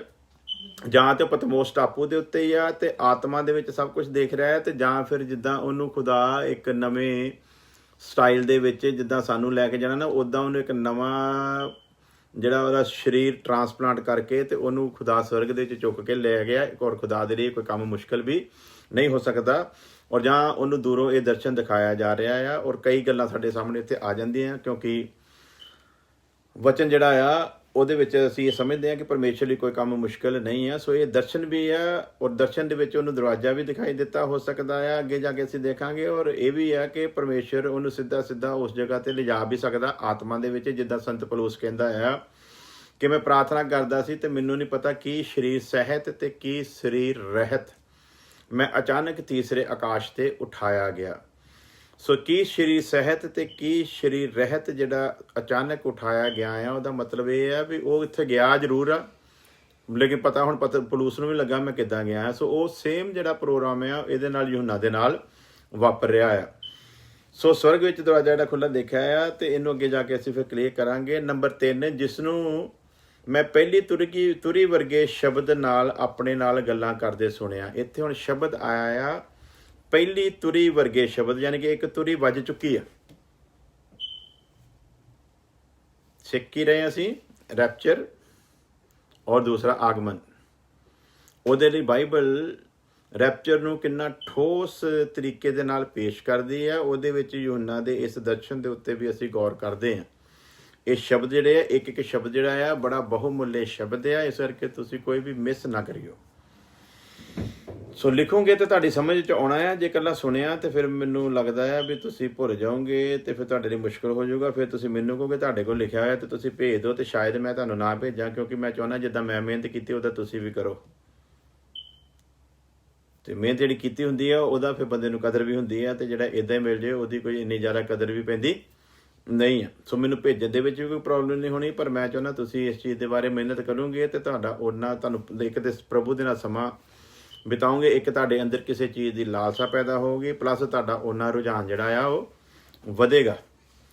ਸੋ ਵਧਦੇ ਆ ਫਿਰ, ਜਿਸ ਨੂੰ ਮੈਂ ਪਹਿਲੀ ਤੁਰੀ ਵਰਗੇ ਸ਼ਬਦ ਨਾਲ ਆਪਣੇ ਨਾਲ ਗੱਲਾਂ ਕਰਦੇ ਸੁਣਿਆ, ਯਾਨੀ ਕਿ ਇੱਕ ਤੁਰੀ ਦੀ ਆਵਾਜ਼ ਉਹ ਸੁਣ ਚੁੱਕਾ ਆ ਤੇ ਹੁਣ ਉਹਦੇ ਨਾਲ ਹੀ ਗੱਲਾਂ ਕਰਦਾ ਆ। ਕੀ ਆ ਲਿਖਿਆ? ਜਿਸ ਨੂੰ ਮੈਂ ਪਹਿਲੀ ਤੁਰੀ ਵਰਗੇ ਸ਼ਬਦ ਨਾਲ, ਪਹਿਲੀ ਤੁਰੀ ਵਰਗੇ ਸ਼ਬਦ ਨਾਲ ਆਪਣੇ ਨਾਲ ਗੱਲਾਂ ਕਰਦੇ ਸੁਣਿਆ, ਉਹੀ ਕਹਿੰਦਾ ਆ। ਤੇ ਉਹ ਕੀ ਕਹਿੰਦਾ ਹੈ? ਪਹਿਲੀ ਤੁਰੀ ਵਰਗਾ ਸ਼ਬਦ ਪ੍ਰਭੂ ਯਿਸੂ ਮਸੀਹ ਵੱਲ ਇਸ਼ਾਰਾ ਕਰਦਾ ਹੈ। ਹਾਲੇਲੂਇਆ। ਇਸ ਦੇ ਲਈ ਅਸੀਂ ਰੈਵੀਲੇਸ਼ਨ ਵਿੱਚ ਦੇਖਦੇ ਹਾਂ, ਉਹਦਾ 1 ਅਧਿਆਇ ਉਹਦੀ 10 ਤੋਂ ਲੈ ਕੇ 16 ਵਰਸ ਤੱਕ ਦੇਖ ਸਕਦੇ ਹਾਂ ਕਿ ਇਹ ਤੁਰੀ ਵਰਗਾ ਸ਼ਬਦ ਸਿੱਧਾ ਸਿੱਧਾ ਪ੍ਰਭੂ ਯਿਸੂ ਮਸੀਹ ਵੱਲ ਇਸ਼ਾਰਾ ਕਰਦਾ ਆ। ਇਹਦਾ ਵੇਰਵਾ ਜਿਹੜਾ ਸਾਰਾ ਤੁਸੀਂ ਰੈਵੀਲੇਸ਼ਨ 1 ਅਧਿਆਇ ਉਹਦੀ 10 ਤੋਂ ਲੈ ਕੇ ਤੇ 16 ਵਰਸ ਤੱਕ ਦੇਖ ਸਕਦੇ ਹੋ। ਇੱਥੇ ਹੁਣ ਇਸ ਚੱਕਰ 'ਚ ਨਾ ਪੈ ਜਿਓ ਕਿ ਸਵਰਗ ਦੇ ਵਿੱਚ ਪ੍ਰਭੂ ਯਿਸੂ ਮਸੀਹ ਤੇ ਪਰਮੇਸ਼ਵਰ ਇੱਕੋ ਹੀ ਆ, ਉੱਥੇ ਦੋ ਦਾ ਕੋਈ ਚੱਕਰ ਨਹੀਂ ਹੈ, ਤਿੰਨ ਤੋਂ ਵਾਲਾ ਕੋਈ ਚੱਕਰ ਨਹੀਂ ਆ। ਲੇਕਿਨ ਜਿਹੜਾ ਵਰਕ ਹੈ ਉਹਦੇ ਹਿਸਾਬ ਦੇ ਨਾਲ ਸ਼ਬਦਾਂ ਦਾ ਹੀ ਸਿਰਫ ਅੱਗੇ ਪਿੱਛੇ ਹੈ, ਲੇਕਿਨ ਉਹਦਾ ਮੀਨਿੰਗ ਜਿਹੜਾ ਉਹ ਸਿਰਫ ਇੱਕੋ ਹੀ ਆ। ਇਸ ਚੀਜ਼ ਦੇ ਵਿੱਚ ਤੁਸੀਂ ਧਿਆਨ ਰੱਖਣਾ, ਕਿਤੇ ਗਲਤਫਹਿਮੀ 'ਚ ਨਹੀਂ ਰਹਿਣਾ। ਉੱਥੇ ਇੱਕੋ ਤਖਤ ਆ ਤੇ ਇੱਕੋ ਹੀ ਪਰਮੇਸ਼ਵਰ ਆ, ਤਿੰਨ ਪਰਮੇਸ਼ਵਰ ਨੇਗੇ। ਸੋ ਕਿਤੇ ਗਲਤੀ ਦੇ ਨਾਲ ਵੀ ਤੁਸੀਂ ਇਹਨੂੰ ਇਸ ਪ੍ਰਕਾਸ਼ਨ ਨੂੰ ਇਸ ਤਰੀਕੇ ਨਾਲ ਸਮਝਣ ਦੀ ਕੋਸ਼ਿਸ਼ ਨਾ ਕਰਿਓ। ਜਿਸ ਨੂੰ ਮੈਂ ਪਹਿਲੀ ਤੁਰੀ ਵਰਗੇ ਸ਼ਬਦ ਨਾਲ ਆਪਣੇ ਨਾਲ ਗੱਲਾਂ ਕਰਦੇ ਸੁਣਿਆ, ਉਹੀ ਕਹਿੰਦਾ ਹੈ। ਇਹ ਪਹਿਲੀ ਤੁਰੀ ਵਰਗਾ ਸ਼ਬਦ ਜਿਹੜਾ ਆ ਯਿਸੂ ਮਸੀਹ ਵੱਲ ਇਸ਼ਾਰਾ ਕਰਦਾ ਆ। ਇਸ ਦੇ ਲਈ ਰੈਵੀਲੇਸ਼ਨ 1 ਅਧਿਆਇ ਉਹਦੀ 10 ਤੋਂ ਲੈ ਕੇ 16 ਵਰਸ ਤੱਕ ਦੇਖ ਸਕਦੇ ਹਾਂ, ਅਸੀਂ ਪੜ੍ਹ ਸਕਦੇ ਹਾਂ। ਤੁਸੀਂ ਬਾਅਦ ਵਿੱਚ ਇਹਦਾ ਵੇਰਵਾ ਪੜ੍ਹ ਲੈਣਾ, ਕਿਉਂਕਿ ਅਸੀਂ ਪੜ੍ਹਨ ਦੇ ਚੱਕਰ ਜਾਵਾਂਗੇ ਫਿਰ ਸਾਨੂੰ ਟਾਈਮ ਲੱਗੇਗਾ। ਰੈਵੀਲੇਸ਼ਨ 1 ਅਧਿਆਇ ਉਹਦੀ 16 ਵਰਸ ਤੋਂ ਲੈ ਕੇ 10 ਵਰਸ ਤੋਂ ਲੈ ਕੇ 16 ਵਰਸ ਤੱਕ। Revelation chapter 1 verse 10 to 16। ਮੁਕਾਸ਼ਵਾ ਦੀ ਕਿਤਾਬ ਉਹਦਾ 1 ਬਾਬ ਉਹਦੀ 10 ਆਇਤ ਤੋਂ ਲੈ ਕੇ ਤੇ 16 ਆਇਤ ਤੱਕ ਦੇਖ ਸਕਦੇ ਹਾਂ। ਇਹ ਤੁਰੀ ਵਰਗਾ ਸ਼ਬਦ ਸਿੱਧਾ ਸਿੱਧਾ ਪ੍ਰਭੂ ਯਿਸੂ ਮਸੀਹ ਵੱਲ ਇਸ਼ਾਰਾ ਕਰਦਾ ਹੈ। ਪਹਿਲੀ ਤੁਰੀ ਦੇ ਬਾਰੇ ਹੋਰ ਜਾਣਨ ਵਾਸਤੇ, ਜਿਸ ਦਾ ਸਿੱਧਾ ਸੰਬੰਧ ਥੈਸਲੋਨੀਕੇ 1 ਪਹਿਲਾ ਥੈਸਲੋਨੀਕੇ ਉਹਦੀ 4 ਦੀ 16 ਵਰਸ ਦੇ ਨਾਲ ਆ। ਇਹ ਤੁਰੀ ਹੁਣ ਦੇਖ ਲੈਂਦੇ ਹਾਂ ਵੀ ਕਿੱਦਾਂ ਹੈ, ਔਰ ਇਹ ਸਿੱਧਾ ਸਿੱਧਾ ਪਰਮੇਸ਼ਵਰ ਯਾਨੀ ਕਿ ਪ੍ਰਭੂ ਯਿਸੂ ਮਸੀਹ ਵੱਲ ਇਸ਼ਾਰਾ ਕਰਦੀ ਹੈ, ਔਰ ਉਹਦੇ ਰੈਪਚਰ ਦੇ ਨਾਲ ਇਸ ਤੁਰੀ ਦਾ ਬਹੁਤ ਵੱਡਾ ਸੰਬੰਧ ਹੈ। ਔਰ ਕਹਿੰਦਾ ਪਹਿਲੀ ਤੁਰੀ ਦੇ ਸ਼ਬਦ ਵਰਗਾ, ਯਾਨੀ ਕਿ ਇੱਕ ਤੁਰੀ ਪਹਿਲਾਂ ਹੋ ਚੁੱਕੀ ਹੈ ਜਿਹੜੀ ਪਰਮੇਸ਼ਵਰ ਦੀ ਤੁਰੀ ਕਰਕੇ ਬਿਆਨ ਕੀਤੀ ਗਈ ਹੈ। ਸੋ 4 ਨੰਬਰ ਦੇ ਵਿੱਚ ਅਸੀਂ ਦੇਖਦੇ ਹਾਂ ਪਹਿਲੀ ਤੁਰੀ ਦੇ ਬਾਰੇ ਹੋਰ ਜਾਣਨ ਵਾਸਤੇ, ਜਿਸ ਦਾ ਸਿੱਧਾ ਸੰਬੰਧ ਆ ਪਹਿਲਾ ਥੈਸਲੋਨੀਕੇ ਉਹਦਾ 4 ਅਧਿਆਇ ਉਹਦੀ 16 ਵਰਸ। ਦੂਸਰਾ ਰੈਫਰੈਂਸ ਹੈਗਾ ਆ ਪਹਿਲਾ ਕਰੰਥੀਓ 15 ਅਧਿਆਇ ਉਹਦੀ 52 ਵਰਸ। ਫਿਰ ਰਿਪੀਟ ਕਰਦਾ ਹਾਂ ਫਸਟ ਥੈਸਲੋਨੀਕੇ ਉਹਦਾ ਚੈਪਟਰ 4 ਵਰਸ 16, ਫਸਟ ਕਰੰਥੀਅੰਸ ਉਹਦਾ ਚੈਪਟਰ 15 ਵਰਸ 52। ਔਰ ਉਹਨੂੰ ਅਸੀਂ ਪੜ੍ਹ ਵੀ ਲੈਂਦੇ ਹਾਂ ਕਿ ਕੀ ਲਿਖਿਆ ਉੱਥੇ। ਪਹਿਲਾ ਥੈਸਲੋਨੀਕੇ ਉਹਦਾ 4 ਦੀ 16 'ਚ ਲਿਖਿਆ, ਕਿਉਂਕਿ ਪ੍ਰਭੂ ਆਪ ਹੀ स्वर्ग से उतरेगा। हालेलुया। वो आप ही उतरेगा, उस समय ललकार, प्रधान दूत का शब्द सुनाई देगा और परमेश्वर की तुरी फूंकी जाएगी। हालेलुया। सो परमेश्वर की तुरी फूंकी जाएगी और जो मसीह में मरे हुए हैं वह पहले जी उठेंगे। ਇਹ ਜਿਹੜੀ ਤੁਰੀ ਫੂਕੀ ਗਈ ਨਾ ਪਰਮੇਸ਼ਵਰ ਦੀ, ਇਹਨੂੰ ਉਹ ਪਹਿਲਾਂ ਸੁਣ ਚੁੱਕਿਆ ਆ, ਔਰ ਹੁਣ ਆਪਣੀ ਗੱਲ ਦੇ ਵਿੱਚ ਰਿਪੀਟ ਕਰਦਾ ਵੀ ਪਹਿਲੀ ਤੁਰੀ ਦੀ ਆਵਾਜ਼ ਜਿਹੀ ਆਵਾਜ਼ ਨੂੰ ਮੈਂ ਆਪਣੇ ਨਾਲ ਗੱਲਾਂ ਕਰਦੇ ਸੁਣਿਆ। ਸੋ ਇਹ ਤੁਰੀ ਨੂੰ ਉਹ ਹੁਣ ਜਾਂਚ ਗਿਆ ਆ, ਉਹਨੂੰ ਪਤਾ ਲੱਗ ਚੁੱਕਾ ਆ ਵੀ ਇਹ ਤੁਰੀ ਕਿਹਦੀ ਆ। ਇਸ ਲਈ ਉਹ ਰਿਪੀਟ ਕਰਦਾ ਤਾਂ ਕਿ ਉਸ ਗੱਲ ਦੇ ਉੱਤੇ ਮੋਹਰ ਲੱਗ ਜਾਵੇ ਵੀ ਉਹ ਤੁਰੀ ਜਿਹੜੀ ਸੀਗੀ ਜਿਹਦਾ ਮੈਂ ਸ਼ਬਦ ਸੁਣਿਆ ਉਹ ਕੌਣ ਆ।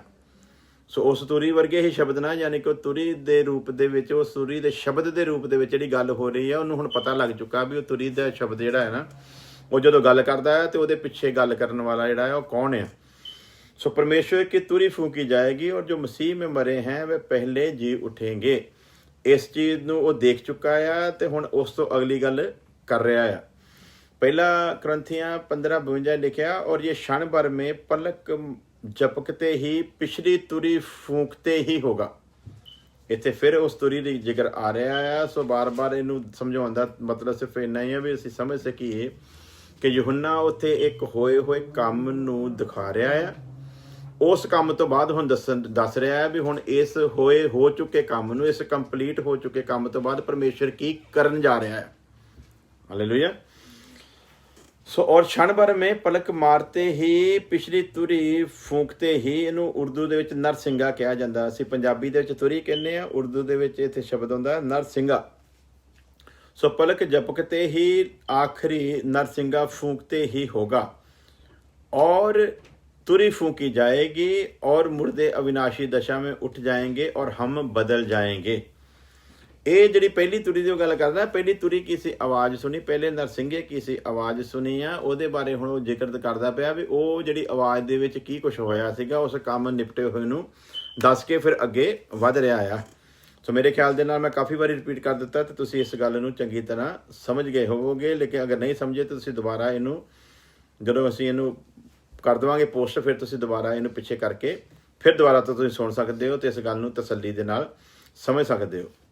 ਨੰਬਰ 5, ਤਿੰਨੋਂ ਗੱਲਾਂ ਉਸੇ ਪਰਮੇਸ਼ਵਰ ਦੀ ਤੁਰੀ ਨਾਲ ਸੰਬੰਧਿਤ ਹਨ ਜਿਹੜੀ ਕਲੀਸਿਆ ਲਈ ਅੰਤਮ ਤੁਰੀ ਹੋਵੇਗੀ। ਇਹ ਜਿਹੜੀ ਤੁਰੀ ਦਾ ਵਜਨ ਦਾ ਸੰਬੰਧ ਜਿਹੜਾ ਕਲੀਸਿਆ ਦੇ ਨਾਲ, ਕਲੀਸਿਆ ਦੇ ਲਈ ਇਹ ਅੰਤਿਮ ਆ। ਕਲੀਸਿਆ ਦੇ ਲਈ ਇਹ ਨਰਸਿੰਘਾ ਜਿਹੜਾ ਹੈ ਅੰਤਿਮ ਨਰਸਿੰਘਾ ਹੈ, ਕਿਉਂਕਿ ਇਹ ਜਿਹੜਾ ਨਰਸਿੰਘਾ ਕਲੀਸਿਆ ਲਈ ਵਜਣਾ ਆ ਉਹ ਕਲੀਸਿਆ ਦੇ ਆਕਾਸ਼ ਤੇ ਉਠਾਏ ਜਾਣ ਦੇ ਲਈ ਆ। ਬਾਕੀ ਜਦੋਂ ਵੀ ਵਜਣਾ ਹੈ ਇਹਦਾ ਫਿਰ ਕੰਮ ਜਿਹੜਾ ਦੂਜਾ ਹੋਣਾ ਹੈ, ਜਿਹੜੀ ਭਲਾਈ ਦੇ ਲਈ ਸਾਡੇ ਨਾਲ ਹੋਇਆ ਨਾ, ਇਹ ਉੱਦਾਂ ਨਹੀਂ ਹੋਣਾ। ਬਾਕੀਆਂ ਲਈ ਇਹ ਨਰਸਿੰਘਾ, ਜਿੱਦਾਂ ਸਾਡੇ ਲਈ ਨਰਸਿੰਘਾ ਜ਼ਿੰਦਗੀ ਆ ਤੇ ਬਾਕੀਆਂ ਦੇ ਲਈ ਇਹ ਨਰਸਿੰਘਾ ਮੌਤ ਆ। ਸਾਡੇ ਲਈ ਜਿੱਦਾਂ ਆਸ਼ਾ ਤੇ ਆਨੰਦ ਆ ਤੇ ਲੋਕਾਂ ਦੇ ਲਈ ਫਿਰ ਇਹ ਨਰਸਿੰਘਾ ਨਿਆਏ ਦੇ ਲਈ ਆ। ਸੋ ਦੂਸਰਿਆਂ ਦੇ ਲਈ ਇਹਦਾ ਫੂਕਿਆ ਜਾਣਾ ਤੇ ਸਾਡੇ ਲਈ ਫੂਕਿਆ ਜਾਣਾ ਬਹੁਤ ਜ਼ਿਆਦਾ ਫਰਕ ਨੂੰ ਦਿਖਾਉਂਦਾ ਆ। ਸੋ ਅਸੀਂ ਦੇਖਦੇ ਹਾਂ ਤਿੰਨੋਂ ਗੱਲਾਂ ਉਸੇ ਪਰਮੇਸ਼ਰ ਦੀ ਤੁਰੀ ਨਾਲ ਸੰਬੰਧ ਰੱਖਦੀਆਂ ਹਨ ਜਿਹੜੀ ਕਲੀਸਿਆ ਲਈ ਅੰਤਿਮ ਤੁਰੀ ਹੋਵੇਗੀ। ਨੰਬਰ 6, ਇੱਥੇ ਉੱਪਰ ਆ ਅਤੇ ਮੈਂ ਤੈਨੂੰ ਉਹ ਗੱਲਾਂ ਦਿਖਾਉਂਦਾ ਹਾਂ ਜਿਨ੍ਹਾਂ ਦਾ ਇਹਨਾਂ ਗੱਲਾਂ ਤੋਂ ਬਾਅਦ ਹੋਣਾ ਜ਼ਰੂਰੀ ਹੈ। ਹੁਣ ਜਿਹੜੀ ਅਸੀਂ ਉੱਪਰ ਵਰਸ ਪੜ੍ਹ ਕੇ ਆ ਰਹੇ ਹਾਂ ਉੱਥੇ ਸਾਫ਼ ਕਰਕੇ ਲਿਖਿਆ, ਇੱਥੇ ਕਹਿੰਦਾ ਉੱਪਰ ਆ, ਮੈਂ ਤੈਨੂੰ ਉਹ ਗੱਲਾਂ ਦਿਖਾਉਂਦਾ ਹਾਂ ਜਿਨ੍ਹਾਂ ਦਾ ਇਹਨਾਂ ਗੱਲਾਂ ਤੋਂ ਬਾਅਦ ਪੂਰਾ ਹੋਣਾ ਜ਼ਰੂਰੀ ਆ। ਯਾਨੀ ਕਿ ਉਸ ਤੁਰੀ ਦੇ ਕੰਮ ਨੂੰ ਹੁੰਦਾ ਦੇਖ ਲਿਆ ਅਸੀਂ, ਤੇ ਹੁਣ ਉਸ ਤੋਂ ਬਾਅਦ ਜਿਹੜੀਆਂ ਗੱਲਾਂ ਦਾ ਪੂਰਾ ਹੋਣਾ ਜ਼ਰੂਰੀ ਆ ਉਹ ਉਹਨੂੰ ਯਹੂਨਾ ਨੂੰ ਦਿਖਾਈਆਂ ਜਾ ਰਹੀਆਂ ਹਨ। ਨੰਬਰ 7, ਇਸ ਤੋਂ ਬਾਅਦ ਅਸੀਂ ਧਰਤੀ ਉੱਤੇ ਕਲੀਸਿਆ ਦੇ ਲਈ ਕੁਝ ਵੀ ਨਹੀਂ ਪੜ੍ਹਦੇ। ਇਹ ਜਿਹੜੀ ਸ਼ਬਦ ਅਸੀਂ ਪੜ੍ਹ ਰਹੇ ਨਾ ਪ੍ਰਕਾਸ਼ਿਤ ਵਾਕਿਆ 4 ਅਧਿਆਇ ਦੀ 1 ਆਇਤ ਨੂੰ, ਇਸ ਤੋਂ ਬਾਅਦ ਇਸ 1 ਆਇਤ ਤੋਂ ਬਾਅਦ 1 ਤੋਂ ਲੈ ਕੇ ਤੇ ਰੈਵੀਲੇਸ਼ਨ ਦੇ ਆਖਰੀ ਆਇਤ ਤੱਕ ਦੁਲਹਨ ਨੂੰ ਕਿਤੇ ਵੀ ਫਿਰ ਧਰਤੀ ਦੇ ਉੱਤੇ ਦਿਖਾਇਆ ਜਾਂਦਾ ਨਹੀਂ ਆ ਕਿ ਦੁਲਹਨ ਅਜੇ ਧਰਤੀ ਦੇ ਉੱਤੇ ਹੀ ਆ। ਫਿਰ ਦੁਲਹਨ ਨੂੰ ਜਲਾਲੀ ਰੂਪ ਦੇ ਵਿੱਚ ਪ੍ਰਭੂ ਯਿਸੂ ਮਸੀਹ ਦੇ ਨਾਲ ਹੀ ਪੇਸ਼ ਕੀਤਾ ਗਿਆ ਆ। ਦੁਲਹਨ ਕਿਤੇ ਇਕੱਲੀ ਨਹੀਂ ਗਈ। ਫਿਰ ਦੁਲਹਨ ਨੂੰ ਕਿਤੇ ਵੀ ਇਕੱਲਿਆਂ ਨਹੀਂ ਪੇਸ਼ ਕੀਤਾ ਜਾਂਦਾ। ਦੁਲਹਨ ਨੂੰ ਫਿਰ ਸਵਰਗੀ ਸਥਾਨਾਂ ਦੇ ਵਿੱਚ ਹੀ ਦਿਖਾਇਆ ਜਾਂਦਾ ਤੇ ਪ੍ਰਭੂ ਯਿਸੂ ਮਸੀਹ ਦੇ ਨਾਲ ਹੀ ਦਿਖਾਇਆ ਜਾਂਦਾ ਆ। ਧਰਤੀ ਉੱਤੇ ਇਹਦੇ ਲਈ ਫਿਰ ਕੁਝ ਬਾਕੀ ਦਿਖਾਇਆ ਜਾਂਦਾ ਨਹੀਂ ਆ। ਔਰ ਇਹ ਬੜਾ ਇਹਦਾ ਇੱਕ ਪ੍ਰਤੱਖ ਪ੍ਰਮਾਣ ਆ। ਰੈਵੀਲੇਸ਼ਨ ਉਹਦਾ ਚੈਪਟਰ 19 ਵਰਸ 11 ਤੱਕ ਇਸ ਦਾ ਸਿਰਫ ਇੱਕੋ ਹੀ ਅਰਥ ਹੈ ਕਿ ਕਲੀਸਿਆ ਦਾ ਰੈਪਚਰ ਹੋ ਚੁੱਕਿਆ ਹੈ। ਪਹਿਲਾ ਸ਼ਬਦ ਤੁਰੀ ਤੋਂ ਇੱਕਦਮ ਬਾਅਦ 4 ਅਧਿਆਇ ਦੀ 1 ਆਇਤ ਤੋਂ ਲੈ ਕੇ ਰੈਵੀਲੇਸ਼ਨ 19 ਦੀ 11 ਤੱਕ ਇਹ ਸਾਰਾ ਜਦੋਂ ਅਸੀਂ ਤਸੱਲੀ ਨਾਲ ਪੜ੍ਹ ਲੈਂਦੇ ਹਾਂ ਤੇ ਇਹਦਾ ਇੱਕੋ ਹੀ ਅਰਥ ਸਾਡੇ ਸਾਹਮਣੇ ਆਉਂਦਾ ਆ ਕਿ ਕਲੀਸਿਆ ਦਾ ਰੈਪਚਰ ਹੋ ਚੁੱਕਾ ਆ। ਕਦੋਂ ਹੋਇਆ ਆ? ਉਹ ਤੁਰੀ ਜਿਹਦੇ ਬਾਰੇ ਯਹੂਨਾ ਦੱਸ ਰਿਹਾ ਆ, ਉਹ ਤੁਰੀ ਜਿਹਦੇ ਬਾਰੇ ਦੱਸ ਰਿਹਾ, ਪਹਿਲੀ ਤੁਰੀ ਕਾਸਾ ਸ਼ਬਦ, ਪਹਿਲੇ ਨਰਸਿੰਘੇ ਕਾਸਾ ਸ਼ਬਦ, ਉਸ ਸ਼ਬਦ ਦੇ ਨਾਲ ਜਿਹੜਾ ਰੈਪਚਰ ਹੋ ਚੁੱਕਾ ਆ 19-11 ਤੱਕ ਸਾਰਾ ਸਿਸਟਮ ਉਹਦੇ ਨਾਲ ਹੀ ਰਿਲੇਟਡ ਜਿੱਥੇ ਵੀ ਦਿਖਾਇਆ ਜਾਂਦਾ, ਯਾਨੀ ਕਿ ਉਸ ਕੰਪਲੀਟ ਹੋਏ ਕੰਮ ਨੂੰ ਹੀ ਪੇਸ਼ ਕੀਤਾ ਗਿਆ ਆ। ਕਿਤੇ ਇਹ ਨਹੀਂ ਦੱਸਿਆ ਗਿਆ ਕਿ ਦੁਲਹਨ ਧਰਤੀ ਦੇ ਉੱਤੇ ਆ, ਪੂਰਾ ਟੋਟਲ ਐਂਡ ਤੱਕ। ਤੇ ਹੁਣ ਜਿਹੜਾ ਕਵੇ ਵੀ ਮਹਾ ਕਲੇਸ਼ ਦੇ ਵਿੱਚ ਦੁਲਹਨ ਵੀ ਹੋਵੇਗੀ ਧਰਤੀ ਉੱਤੇ, ਤੇ ਮੈਂ ਸਮਝਦਾ ਆ ਵੀ ਉਹਨਾਂ ਨੂੰ ਪ੍ਰਚਾਰ ਕਰਨਾ ਬੰਦ ਕਰਕੇ ਤੇ ਥੋੜੀ ਦੇਰ ਲਈ ਸਿੱਖਣ ਦੀ ਜ਼ਰੂਰਤ ਆ। ਉਹ ਬਾਈਬਲ ਨੂੰ ਜਿੱਦਾਂ ਲੋਕਾਂ ਨੇ ਰੱਖਿਆ ਨਾ ਪੜ੍ਹਨ ਵਾਲਿਆਂ ਨੇ ਸ਼ਨੀਲ ਦੇ ਕੱਪੜੇ 'ਚ ਲਪੇਟ ਕੇ ਉਹਨੂੰ ਲਪੇਟਣ ਤੇ ਪ੍ਰਛੱਤੀ ਦੇ ਉੱਤੇ ਰੱਖਣ ਤੇ ਕਿਸੇ ਸ਼ਿਕਸ਼ਕ ਦੇ ਕੋਲ ਜਾਣ ਤੇ ਉੱਥੋਂ ਸਿੱਖਿਆ ਪ੍ਰਾਪਤ ਕਰਨ ਤੇ ਜਦੋਂ ਸਿੱਖਿਆ ਪ੍ਰਾਪਤ ਕਰ ਲੈਣ ਫਿਰ ਉਸੇ ਬਾਈਬਲ ਨੂੰ ਜਿਹਦੇ ਨਾਲ ਪ੍ਰਚਾਰ ਕਰਦੇ ਨੇ ਉਹਨੂੰ ਲੈ ਕੇ ਨਿਕਲਣ ਤੇ ਸਿੱਖਣ ਦੇ ਲਈ ਨਵੀਂ ਬਾਈਬਲ ਲੈਣ। ਕਿਉਂਕਿ ਕਿੱਥੋਂ ਕਿੱਥੋਂ ਕਿਹੜੀਆਂ ਕਿਹੜੀਆਂ ਚੀਜ਼ਾਂ ਕੱਢ ਕੇ ਲੈ ਆਉਂਦੇ ਆ, ਸਮਝ ਤੋਂ ਬਾਹਰ ਦੀ ਗੱਲ ਆ। ਕਿਹੜੇ ਕਿਹੜੇ ਪ੍ਰਕਾਸ਼ਨ ਤੇ ਕਿਹੜੇ ਕਿਹੜੇ ਮੁਕਾਸ਼ਵੇ ਲੋਕਾਂ ਨੂੰ ਦੱਸ ਦਿੰਦੇ ਆ, ਸਮਝ ਤੋਂ ਬਾਹਰ ਦੀ ਗੱਲ ਆ। ਔਰ ਇੱਥੇ ਮਸੀਹਤ ਦੇ ਲਈ ਇੱਕ ਬਹੁਤ ਵੱਡੀ ਸ਼ਰਮ ਦੀ ਗੱਲ ਨਾਲ ਸਾਹਮਣੇ ਆਉਂਦੀ ਆ ਵੀ ਜਦੋਂ ਤੁਹਾਡੇ ਕੋਲ ਇੱਕ ਵਚਨ ਤੁਹਾਡੇ ਘਰ ਦੇ ਵਿੱਚ ਆ, ਤੁਹਾਡੇ ਹੱਥ ਦੇ ਵਿੱਚ ਆ, ਫਿਰ ਤੁਸੀਂ ਵਚਨ ਤੋਂ ਬਾਹਰ ਹੋ ਕੇ ਕਿਸੇ ਵੀ ਕਿਸਮ ਦੀ ਕੋਈ ਗੱਲ ਕਰੋ ਤੇ ਉਹ ਸਿੱਧੀ ਸਿੱਧੀ ਪ੍ਰਭੂ ਯਿਸੂ ਮਸੀਹ ਦੀ ਬੇਇੱਜ਼ਤੀ ਕਰਨ ਦੇ ਬਰਾਬਰ ਗੱਲ ਆ।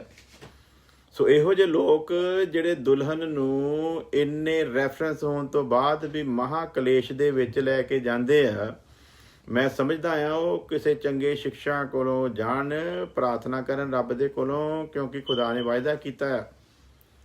ਅਯੂਬ ਦੀ ਕਿਤਾਬ ਉਹਦਾ 33 ਅਧਿਆਏ ਉਹਦੀ 22 ਵਰਸ ਦੇ ਵਿੱਚ ਖੁਦਾ ਇਹੋ ਜਿਹੇ ਅਗਿਆਨੀ ਲੋਕਾਂ ਦੇ ਨਾਲ ਇੱਕ ਫਿਰ ਵੀ ਅਨੁਗ੍ਰਹਿ, ਇੱਕ ਕਿਰਪਾ ਕਰਦਾ ਆ। ਕਹਿੰਦਾ ਉਹਨਾਂ ਦੀ ਜਾਨ ਤੇ ਹੁਣ ਟੋਏ ਦੇ ਨੇੜੇ ਆ, ਛੁਟਕਾਰਾ ਮੌਤ ਲਿਆਉਣ ਵਾਲੇ ਹੱਥਾਂ ਦੇ ਵਿੱਚ ਆ। ਇਹ ਸੇਵਕਾਂ ਦਾ ਵੀ ਇਹ ਹਾਲ ਹੈ, ਇਹਨਾਂ ਨੂੰ ਹੁਣ ਕਿਸੇ ਹੱਥਾਂ ਵਿੱਚ ਚੱਲ ਜਾਣਾ ਚਾਹੀਦਾ, ਕਿਉਂਕਿ ਜਿਹੜਾ ਜੋ ਨਿਕਲ ਕੇ ਆਏ ਸੀ ਉਹ ਹੱਥ ਵੀ ਗਲਤ ਹੀ ਸੀਗੇ। ਤਾਂਹੀਓ ਤੇ ਗਲਤ ਫਲਤ ਦੱਸੀ ਜਾਂਦੇ ਨਾ। ਜੇ ਇਹ ਆਪ ਵੀ ਕਿਸੇ ਸਹੀ ਹੱਥਾਂ 'ਚੋਂ ਨਿਕਲ ਕੇ ਆਏ ਹੁੰਦੇ ਤੇ ਅੱਗੇ ਕਲੀਸਿਆ ਨੂੰ ਕੁਛ ਸਹੀ ਦੱਸਦੇ। ਇਹ ਆਪ ਵੀ ਗਲਤ ਹੱਥਾਂ 'ਚੋਂ ਨਿਕਲ ਕੇ ਆਏ ਆ ਤੇ ਹੁਣ ਉਹ ਜਿਹੜੇ ਇਹਨਾਂ ਦੇ ਕੋਲ ਆ ਉਹ ਵੀ ਗਲਤ ਹੱਥਾਂ ਦੇ ਵਿੱਚ ਚਲੇ ਗਏ ਆ। ਇਸ ਲਈ ਇਹਨਾਂ ਨੂੰ ਸਮਝ ਆਉਂਦਾ ਕੁਛ ਨਹੀਂ ਆ। ਸੋ ਇਹਨਾਂ ਸੇਵਕਾਂ ਨੂੰ ਵੀ ਚਾਹੀਦਾ ਹੈ ਨਵੇਂ ਸਿਰੇ ਤੋਂ ਸਿੱਖਿਆ ਨੂੰ ਪ੍ਰਾਪਤ ਕਰਨ। ਔਰ ਉੱਥੇ ਲਿਖਿਆ ਸਾਫ਼ ਕਰਕੇ Ayub, job, JOB, job, Ayub ਨੂੰ ਇੰਗਲਿਸ਼ ਜੋਬ ਕਹਿੰਦੇ ਆ। ਉਹਦਾ 33 ਅਧਿਆਇ 33 ਵਰਸ 22 ਲਿਖਿਆ ਕਿ ਉਹਦੀ ਜਾਨ ਕਬਰ ਦੇ ਨੇੜੇ ਤੇ ਛੁਟਕਾਰਾ ਮੌਤ ਲਿਆਉਣ ਵਾਲੇ ਹੱਥਾਂ ਦੇ ਵਿੱਚ। ਇਹ ਵਿਚਾਰੇ ਜਿਹੜੀ ਕਲੀਸਿਆ ਦੇ ਲੋਕ ਆ, ਇਹ ਜਿਹੜੀ ਤੁਲਨਾ ਭੇਡਾਂ ਦੇ ਨਾਲ ਕੀਤੀ ਗਈ, ਭੋਲੇ ਭਾਲੇ ਲੋਕ ਜਿਹੜੇ ਕਲੀਸਿਆ 'ਚ ਸ਼ਾਮਲ ਹੋਣ ਲਈ ਆਉਂਦੇ ਆ, ਇਹ ਆਉਂਦੇ ਤੇ ਇਸ ਕਰਕੇ ਆ ਸੇਵਕਾਂ ਦੇ ਕੋਲ ਕਿ ਇਹਨਾਂ ਨੂੰ ਜ਼ਿੰਦਗੀ ਦਾ ਵਚਨ ਮਿਲੇ, ਇਹਨਾਂ ਨੂੰ ਅਨੰਤ ਜੀਵਨ ਮਿਲ ਜਾਵੇ। ਪਰ ਗਲਤ ਸਿੱਖਿਆ ਮਿਲਣ ਦੇ ਕਾਰਨ, ਗਲਤ ਤਲੀਮ ਦੇ ਕਾਰਨ ਇਹਨਾਂ ਦਾ ਹਸ਼ਰ ਇਹ ਹੋ ਜਾਂਦਾ ਹੈ। ਉੱਥੇ ਲਿਖਿਆ ਹੈ ਕਿ ਉਹਦੀ ਜਾਨ ਕਬਰ ਦੇ ਨੇੜੇ ਤੇ ਉਹਦਾ ਛੁਟਕਾਰਾ ਮੌਤ ਲਿਆਉਣ ਵਾਲੇ ਹੱਥਾਂ ਦੇ ਵਿੱਚ। ਜਾਨ ਕਿੱਥੇ? ਕਬਰ ਦੇ ਨੇੜੇ। ਜਾਂ ਆਇਆ ਤਾਂ ਸੀਗਾ ਵਿਚਾਰਾ ਕਬਰ ਤੋਂ ਬਚਣ ਲਈ। ਕਬਰ ਜਿਹੜੀ ਹੈ ਨਾ, ਆ ਦੁਨਿਆਵੀ ਕਬਰ ਦੀ ਨਹੀਂ ਉੱਥੇ ਗੱਲ ਹੋ ਰਹੀ। ਉਹ ਹਮੇਸ਼ਾ ਦੀ ਮੌਤ ਜਿਹੜੀ ਅੱਗ ਤੇ ਗੰਧਕ ਦੀ ਝੀਲ ਆ, ਜਿਸ 'ਚ ਸੁੱਟੇ ਜਾਣਾ ਨਾ, ਉਸ ਮੌਤ ਦੇ ਬਾਰੇ ਉੱਥੇ ਜ਼ਿਕਰ ਹੋ ਰਿਹਾ ਹੈ। ਕਿਉਂਕਿ ਅਗਲੀ ਵਰਸ ਉਹਨੂੰ ਕਲੀਅਰ ਕਰਦੀ ਆ ਵੀ ਉਹ ਦੁਨਿਆਵੀ ਕਬਰ ਦੀ ਨਹੀਂ ਗੱਲ ਹੋ ਰਹੀ, ਉਹ ਉਸ ਕਬਰ ਦੀ ਗੱਲ ਹੋ ਰਹੀ ਹੈ ਜਿੱਥੋਂ ਫਿਰ ਕੋਈ ਬਾਹਰ ਆਉਂਦਾ ਨਹੀਂ ਹੈ। ਇਹਨਾਂ ਕਬਰਾਂ 'ਚੋਂ ਤੇ ਕੱਢ ਕੇ ਉਹ 'ਚ ਪਾਉਣਾ ਨਾ। ਸੋ ਲਿਖਿਆ ਵੀ ਉਹਦੀ ਜਾਨ ਕਬਰ ਦੇ ਨੇੜੇ ਆ ਤੇ ਉਹਦਾ ਛੁਟਕਾਰਾ ਮੌਤ ਲਿਆਉਣ ਵਾਲੇ ਹੱਥਾਂ ਦੇ ਵਿੱਚ। ਜਿਹਨਾਂ ਹੱਥਾਂ ਦੇ ਵਿੱਚ ਗਿਆ ਸੀ ਨਾ ਕਿ ਮੈਨੂੰ ਜ਼ਿੰਦਗੀ ਮਿਲੂਗੀ, ਉਹੋ ਹੀ ਹੱਥ ਇਹਨਾਂ ਨੂੰ ਮੌਤ ਦੇ ਵਿੱਚ ਲੈ ਗਏ ਆ। ਕਹਿੰਦਾ ਹੁਣ ਤੇ 1000 ਵਿੱਚੋਂ ਕੋਈ ਇੱਕ ਦੂਤ ਹੋਵੇ ਜਿਹੜਾ ਇਸੇ ਬਾਣੀ ਦਾ ਸਹੀ ਅਰਥ ਕਰਕੇ ਦੱਸੇ। ਇਹਦਾ ਮਤਲਬ ਪਹਿਲਾਂ ਅਰਥ ਨੂੰ ਗਲਤ ਮਿਲਿਆ, ਤਾਂ ਕਰਕੇ ਉਹਦੀ ਹਾਲਤ ਇਹ ਹੋਈ ਆ ਵੀ ਉਹਦੀ ਜਾਨ ਕਬਰ ਦੇ ਨੇੜੇ ਪਹੁੰਚ ਗਈ ਆ। ਹੁਣ ਅੱਗੇ ਵਚਨ ਕੀ ਕਹਿੰਦਾ ਆ? ਹੁਣ ਤੇ ਕਹਿੰਦਾ 1000 ਵਿੱਚੋਂ ਕੋਈ ਇੱਕ ਦੂਤ ਉਹਦੇ ਕੋਲ ਇਹੋ ਜਿਹਾ ਹੋਵੇ ਜਿਹੜਾ ਇਸ ਵਚਨ ਦਾ ਉਹਨੂੰ ਸਹੀ ਅਰਥ ਕਰਕੇ ਦੱਸੇ। ਤੇ ਮੈਂ ਤੇ ਲੋਕਾਂ ਨੂੰ ਵੀ ਤੇ ਪਲੱਸ ਜਿਹੜੇ ਲੋਕ ਵਿਚਾਰੇ ਗਲਤ ਹੱਥਾਂ ਚਲੇ ਗਏ ਆ ਤੇ ਜਿਹਨਾਂ ਦੀ ਹਾਲਤ ਇਹ ਹੋ ਗਈ ਉਹਨਾਂ ਨੂੰ ਵੀ, ਤੇ ਪਲੱਸ ਉਹਨਾਂ ਸੇਵਕਾਂ ਨੂੰ ਵੀ ਜਿਹੜੇ ਆਪ ਵੀ ਗਲਤ ਹੱਥਾਂ ਵਿੱਚੋਂ ਨਿਕਲ ਕੇ ਆਏ ਹੋਏ ਆ, ਉਹਨਾਂ ਦੇ ਅੱਗੇ ਇਹੀ ਹੱਥ ਜੋੜ ਕੇ ਬੇਨਤੀ ਕਰੂੰਗਾ, ਕੁਛ ਨਹੀਂ ਵਿਗੜਿਆ ਤੇ ਘਮੰਡ ਵਿੱਚ ਨਾ ਆਓ ਤੇ ਐਵੇਂ ਝੂਠੀ ਸ਼ਾਨ ਦਾ ਕਰਕੇ ਕਲੀਸਿਆ ਨੂੰ ਬਰਬਾਦ ਨਾ ਕਰੋ। ਅਜੇ ਵੀ ਸਿੱਖਣ ਦਾ ਵੇਲਾ ਹੈਗਾ ਆ। ਸਿੱਖੋ ਤੇ ਫਿਰ ਸਿਖਾਓ। ਲੋਕਾਂ ਦੀਆਂ ਜਾਨਾਂ ਦੇ ਨਾਲ ਕਿਰਪਾ ਕਰਕੇ ਤੁਸੀਂ ਖੇਡਣ ਦੀ ਕੋਸ਼ਿਸ਼ ਨਾ ਕਰੋ। ਲੋਕਾਂ ਦੀਆਂ ਜਾਨਾਂ ਦਾ ਕਤਲ ਨਾ ਕਰੋ। ਇਹ ਸਾਰੀਆਂ ਚੀਜ਼ਾਂ ਦੀ ਸਜ਼ਾ ਮਿਲਣ ਵਾਲੀ ਹੈ। ਨਿਆਂ ਦੇ ਤਖਤ ਤੇ ਬਹਿਣ ਵਾਲਾ ਆ ਤੇ ਬਹੁਤ ਭੈੜੀ ਸਜ਼ਾ ਮਿਲਣ ਵਾਲੀ ਆ। ਇਸ ਲਈ ਅਜੇ ਵੀ ਵੇਲਾ ਹੈਗਾ ਆ। ਸਿੱਖੋ ਤੇ ਫਿਰ ਸਿਖਾਓ। ਤੇ ਜੇ ਸਿੱਖਣ ਦਾ ਤੁਹਾਡੇ 'ਚ ਆਪਣੇ ਜਮਾਤ ਦਾ ਹੈ ਨੀਗਾ ਤੇ ਫਿਰ ਸਿਖਾਉਣਾ ਵੀ ਬੰਦ ਕਰੋ, ਕਿਉਂਕਿ ਸਿਖਾਉਣ ਦਾ ਹੱਕ ਉਹਨੂੰ ਆ ਜਿਹੜਾ ਸਿੱਖਿਆ ਹੋਵੇ। ਚੇਲੇ ਬਣਾਉਣ ਦਾ ਹੱਕ ਉਹਨੂੰ ਆ ਜਿਹੜਾ ਆਪ ਚੇਲਾ ਬਣਿਆ ਹੋਵੇ। ਉਸਤਾਦ ਕਹਾਉਣ ਦਾ ਹੱਕ ਉਹਨੂੰ ਆ ਜਿਹੜਾ ਕਿਸੇ ਉਸਤਾਦ ਦੇ ਹੱਥ ਦੇ ਵਿੱਚੋਂ ਦੀ ਨਿਕਲਿਆ ਹੋਵੇ। ਸੋ ਵਚਨ ਇਹ ਦੱਸਦਾ ਆ ਕਿ ਜਾਨ ਕਬਰ ਦੇ ਨੇੜੇ ਤੇ ਛੁਟਕਾਰਾ ਮੌਤ ਲਿਆਉਣ ਵਾਲੇ ਹੱਥਾਂ ਦੇ ਵਿੱਚ। ਹੁਣ ਤੇ 1000 'ਚੋਂ ਕੋਈ ਇੱਕ ਦੂਤ ਹੋਵੇ ਜਿਹੜਾ ਬਾਣੀ ਦਾ ਸਹੀ ਅਰਥ ਕਰਕੇ ਦੱਸੇ ਕਿ ਉਹਦੇ ਲਈ ਭਲਾ ਕੀ ਆ। ਤੇ ਜਦੋਂ ਉਹਨੂੰ ਸਹੀ ਅਰਥ ਮਿਲੂਗਾ, ਫਿਰ ਲਿਖਿਆ ਵਚਨ ਦੇ ਵਿੱਚ ਉਹਦੀ ਜਾਨ ਕਬਰ 'ਚ ਪੈਣ ਤੋਂ ਬਚ ਜਾਊਗੀ ਤੇ ਉਹਨੂੰ ਮੁਕਤੀ ਮਿਲ ਜਾਊਗੀ। ਤੇ ਪਿਆਰਿਓ, ਜੇ ਅਸੀਂ ਮੁਕਤੀ ਪਾਉਣੀ ਆ ਨਾ, ਜੇ ਅਸੀਂ ਮਹਾਕਲੇਸ਼ ਵਿੱਚ ਨਹੀਂ ਜਾਣਾ ਤੇ ਪਰਮੇਸ਼ਵਰ ਦੇ ਰਾਜ ਦੇ ਵਿੱਚ ਪ੍ਰਵੇਸ਼ ਕਰਨਾ ਹੈ, ਰੈਪਚਰ 'ਚ ਉਠਾਇਆ ਜਾਣਾ ਆ, ਤੇ ਫਿਰ ਨਵੇਂ ਸਿਰੇ ਤੋਂ ਸਿੱਖਣਾ ਸ਼ੁਰੂ ਕਰੋ। ਅਜੇ ਵੇਲਾ ਹੈਗਾ ਆ, ਕਿਉਂਕਿ ਅੱਜ ਦਾ ਦਿਨ ਹੀ ਵਚਨ 'ਚ ਲਿਖਿਆ ਨਜਾਤ ਦਾ ਦਿਨ ਆ, ਅੱਜ ਹੀ ਮੁਕਤੀ ਦਾ ਦਿਨ ਆ। ਅੱਜ ਵੀ ਜੇ ਅਸੀਂ ਫੈਸਲਾ ਲੈ ਲਈਏ ਨਾ ਤੇ ਫਿਰ ਵੀ ਬਚ ਸਕਦੇ ਹਾਂ। ਤੇ ਜੇ ਅਜੇ ਵੀ ਅੱਖਾਂ ਦੇ ਪੱਟੀ ਬੰਨ੍ਹ ਕੇ ਬੈਠੇ ਰਹੇ ਤੇ ਆਉਣ ਵਾਲਾ ਸਮਾਂ ਜਿਹੜਾ ਆ ਫਿਰ ਬੜਾ ਭਿਅੰਕਰ ਆ, ਕਿਉਂਕਿ ਜਿਹੜੇ ਸਮੇਂ 'ਚ ਅਸੀਂ ਗੁਜ਼ਰ ਰਹੇ ਆ ਇੱਥੇ ਹੁਣ ਗੱਲਾਂ ਗੁੱਲਾਂ ਕਰਨ ਦਾ ਸਮਾਂ ਖਤਮ ਹੋ ਗਿਆ ਹੈ। ਕਿਸੇ ਵੇਲੇ ਵੀ ਲਲਕਾਰ ਹੋ ਸਕਦੀ ਆ, ਕਿਸੇ ਵੇਲੇ ਵੀ ਮਹਾਦੂਤ ਦੀ ਆਵਾਜ਼ ਹੋ ਸਕਦੀ ਆ, ਕਿਸੇ ਵੇਲੇ ਵੀ ਤੁਰੀ ਫੂਕੀ ਜਾ ਸਕਦੀ ਆ। ਪਿਆਰਿਓ, ਇਸ ਗੱਲ ਨੂੰ ਪੱਲੇ ਬੰਨ੍ਹ ਲਓ। ਹੱਥ ਜੋੜ ਕੇ ਬੇਨਤੀ ਆ, ਤਿਆਰ ਹੋ ਜਾਓ। ਜੇ ਤਿਆਰੀ ਨਹੀਂ ਕੀਤੀ ਤੇ ਅਜੇ ਵੀ ਵੇਲਾ ਆ। ਅੱਜ ਦੇ ਦਿਨ ਨੂੰ ਬਹੁਮੁੱਲੇ ਜਾਣੋ ਤੇ ਆਪਣੇ ਆਪ ਨੂੰ ਉਹਦੇ ਮੁਬਾਰਕ ਹੱਥਾਂ 'ਚ ਦੇ ਦਿਓ। ਦਿਨਾਂ ਨੂੰ ਨਾ ਗਿਣੋ, ਦਿਨ ਖਰਾਬ ਨਾ ਕਰੋ, ਟਾਈਮ ਖਰਾਬ ਨਾ ਕਰੋ। ਸਮਾਂ ਬਹੁਤ ਭਿਅੰਕਰ ਆ। ਮੈਂ ਪਿੱਛੇ ਵੀ ਦੱਸਿਆ ਸੀਗਾ, ਅਗਰ ਦੁਨਿਆਵੀ ਕਿਸੇ ਡਾਕਟਰ ਕੋਲੋਂ ਗਲਤ ਇਲਾਜ ਕਰਕੇ ਕਿਸੇ ਦੀ ਮੌਤ ਹੋ ਜਾਵੇ ਤੇ ਉਹਦੇ ਲਈ ਸਜ਼ਾ ਆ, ਤੇ ਜੇ ਦੁਨੀਆ ਦੇ ਵਿੱਚ ਡਾਕਟਰਾਂ ਦੀ ਗਲਤੀ ਦੇ ਨਾਲ ਕੀਤੇ ਗਏ ਕੰਮ ਦੀ ਸਜ਼ਾ ਆ, ਤੇ ਫਿਰ ਜਿਹੜੇ ਰੂਹਾਂ ਦਾ ਕਤਲ ਕਰ ਰਹੇ ਆ ਉਹਨਾਂ ਨੂੰ ਬੜੀ ਭਿਆਨਕ ਸਜ਼ਾ ਮਿਲਣ ਵਾਲੀ ਆ। ਸੋ ਉਸ ਭਿਆਨਕ ਸਜ਼ਾ ਤੋਂ ਜੇ ਅਸੀਂ ਬਚਣਾ ਚਾਹੁੰਦੇ ਆ ਤੇ ਫਿਰ ਆਪਣੇ ਆਪ ਨੂੰ ਸਰੈਂਡਰ ਕਰ ਦਈਏ, ਬਚ ਜਾਵਾਂਗੇ, ਆਪ ਵੀ ਬਚ ਜਾਵਾਂਗੇ, ਦੂਸਰਿਆਂ ਨੂੰ। ਨਹੀਂ ਤੇ ਲਿਖਿਆ ਹਰੇਕ ਦਾ ਕੰਮ ਪਰਖਿਆ ਜਾਵੇਗਾ, ਅੱਗ ਦੇ ਵਿੱਚੋਂ ਦੀ ਕੱਢਿਆ ਜਾਵੇਗਾ। ਉੱਥੇ ਅੱਗੇ ਇੱਕ ਬੜਾ ਖਤਰਨਾਕ ਸ਼ਬਦ ਲਿਖਿਆ, ਕਹਿੰਦਾ ਉਹ ਆਪ ਤੇ ਬਚ ਜਾਊਗਾ, ਪਰ ਜਲਦੇ ਜਲਦੇ ਇੱਦਾਂ ਦਾ ਚੱਕਰ ਨਾ ਪਾਓ ਕਿ ਤੁਸੀਂ ਆਪ ਵੀ ਜਲਦੇ ਜਲਦੇ ਬਚੋ। ਸੋ ਉਸ ਕੰਡੀਸ਼ਨ ਦੇ ਵਿੱਚੋਂ ਨਿਕਲਣ ਦੀ ਜ਼ਰੂਰਤ ਆ ਸਾਨੂੰ। ਸੋ ਹੱਥ ਜੋੜ ਕੇ ਬੇਨਤੀ ਆ, ਸਿੱਖ ਲਓ ਵਚਨ ਨੂੰ। ਕੋਈ ਫਰਕ ਨਹੀਂ ਪੈਣ ਲੱਗਾ, ਕੋਈ ਇੱਜ਼ਤ ਘਟਣ ਨਹੀਂ ਲੱਗੀ, ਕੋਈ ਤੁਹਾਨੂੰ ਮਿਹਣਾ ਨਹੀਂ ਮਾਰਨ ਲੱਗਾ। ਬਲਕਿ ਲੋਕਾਂ ਨੂੰ ਜਦੋਂ ਤੁਸੀਂ ਦੱਸੋਗੇ ਨਾ ਕਿ ਅਸੀਂ ਆਪ ਵੀ ਅਜੇ ਚੇਲੇ ਆ, ਤੇ ਲੋਕਾਂ ਦੇ ਵਿੱਚ ਇੱਜ਼ਤ ਵਧੂਗੀ, ਇੱਜ਼ਤ ਘਟਦੀ ਨਹੀਂ ਆ। ਗਲਤ ਪ੍ਰਚਾਰ ਕਰਨ ਦੇ ਨਾਲੋਂ ਪਿੱਛੇ ਹਟ ਜਾਣਾ ਚੰਗਾ ਆ। ਕਮਾਂਡ 'ਚ ਆ ਕੇ ਗਲਤ ਹੀ ਪੇਸ਼ ਕਰਨਾ ਬਹੁਤ ਵੱਡੀ ਸਜ਼ਾ ਦਾ ਕਾਰਨ ਬਣਨ ਵਾਲਾ ਆ। ਸੋ ਪਿਆਰੇ ਅਜੀਜ਼ੋ, ਸਿੱਖਣਾ ਜਿਹੜਾ ਆ ਉਹ ਬਹੁਤ ਜ਼ਿਆਦਾ ਜ਼ਰੂਰੀ ਆ।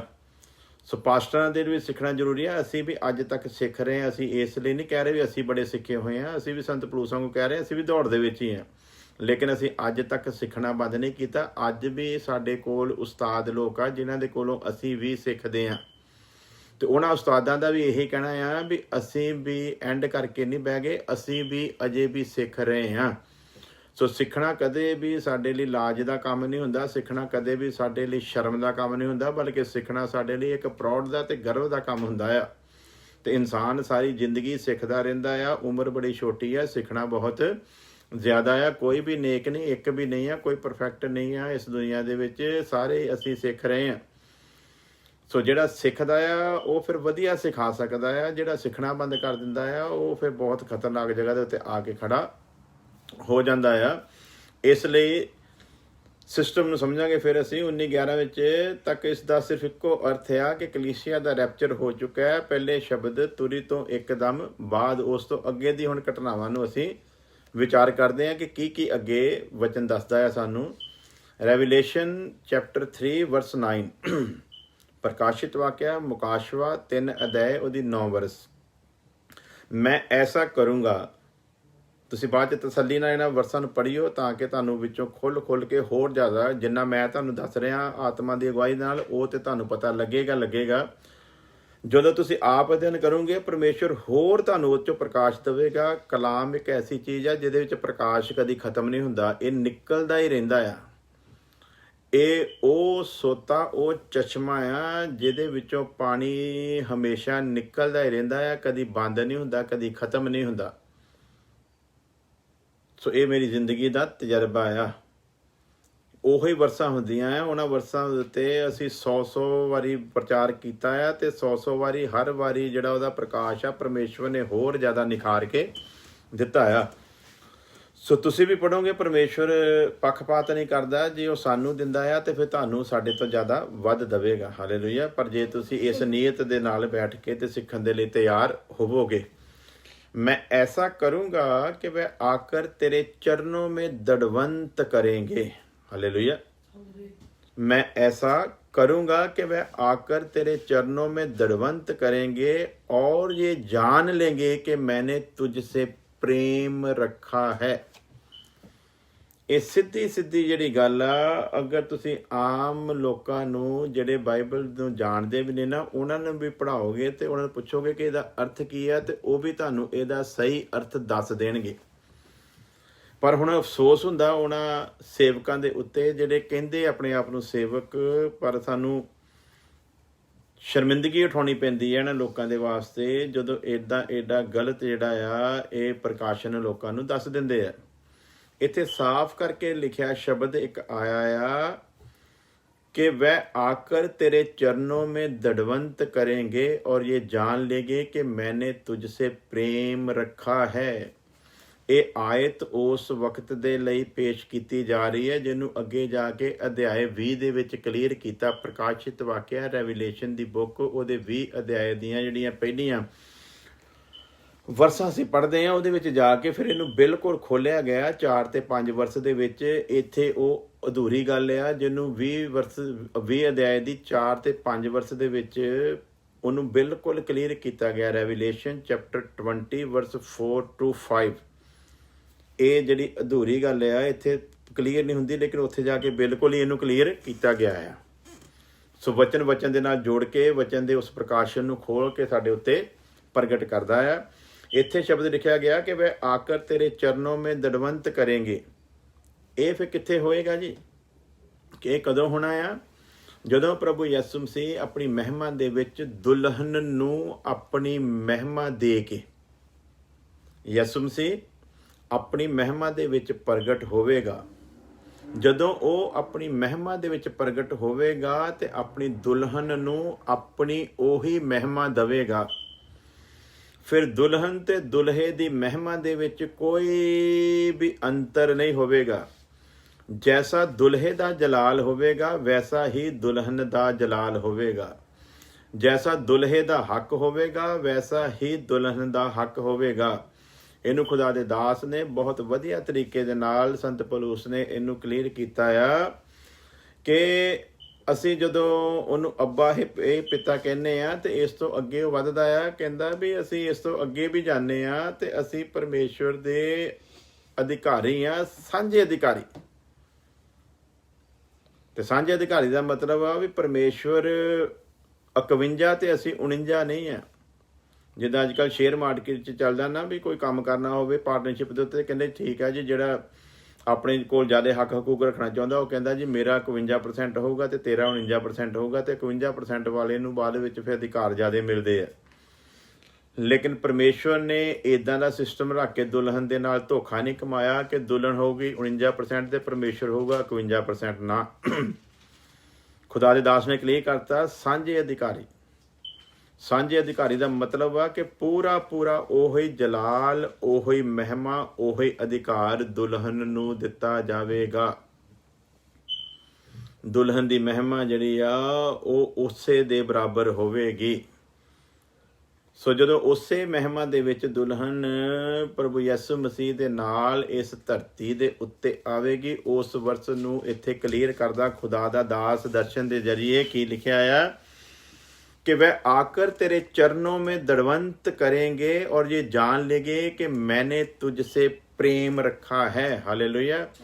ਇਹ ਲੋਕੀ ਜਦੋਂ ਆ ਕੇ ਦੁਲਹਨ ਦੇ ਚਰਨਾਂ ਦੇ ਉੱਤੇ ਸਜਦਾ ਕਰਨਗੇ ਨਾ, ਇਹ ਪਰਮੇਸ਼ਵਰ ਦੇ ਉਸ ਪ੍ਰੇਮ ਨੂੰ ਪ੍ਰਗਟ ਕਰੇਗਾ ਕਿ ਇਸ ਦੁਲਹਨ ਨੂੰ ਪਰਮੇਸ਼ਵਰ ਨੇ ਕਿੱਡੀ ਵੱਡੀ ਮਹਿਮਾ ਔਰ ਕਿੱਡੀ ਵੱਡੀ ਇੱਜ਼ਤ ਔਰ ਕਿੱਡਾ ਵੱਡਾ ਜਲਾਲ ਦਿੱਤਾ ਹੈ।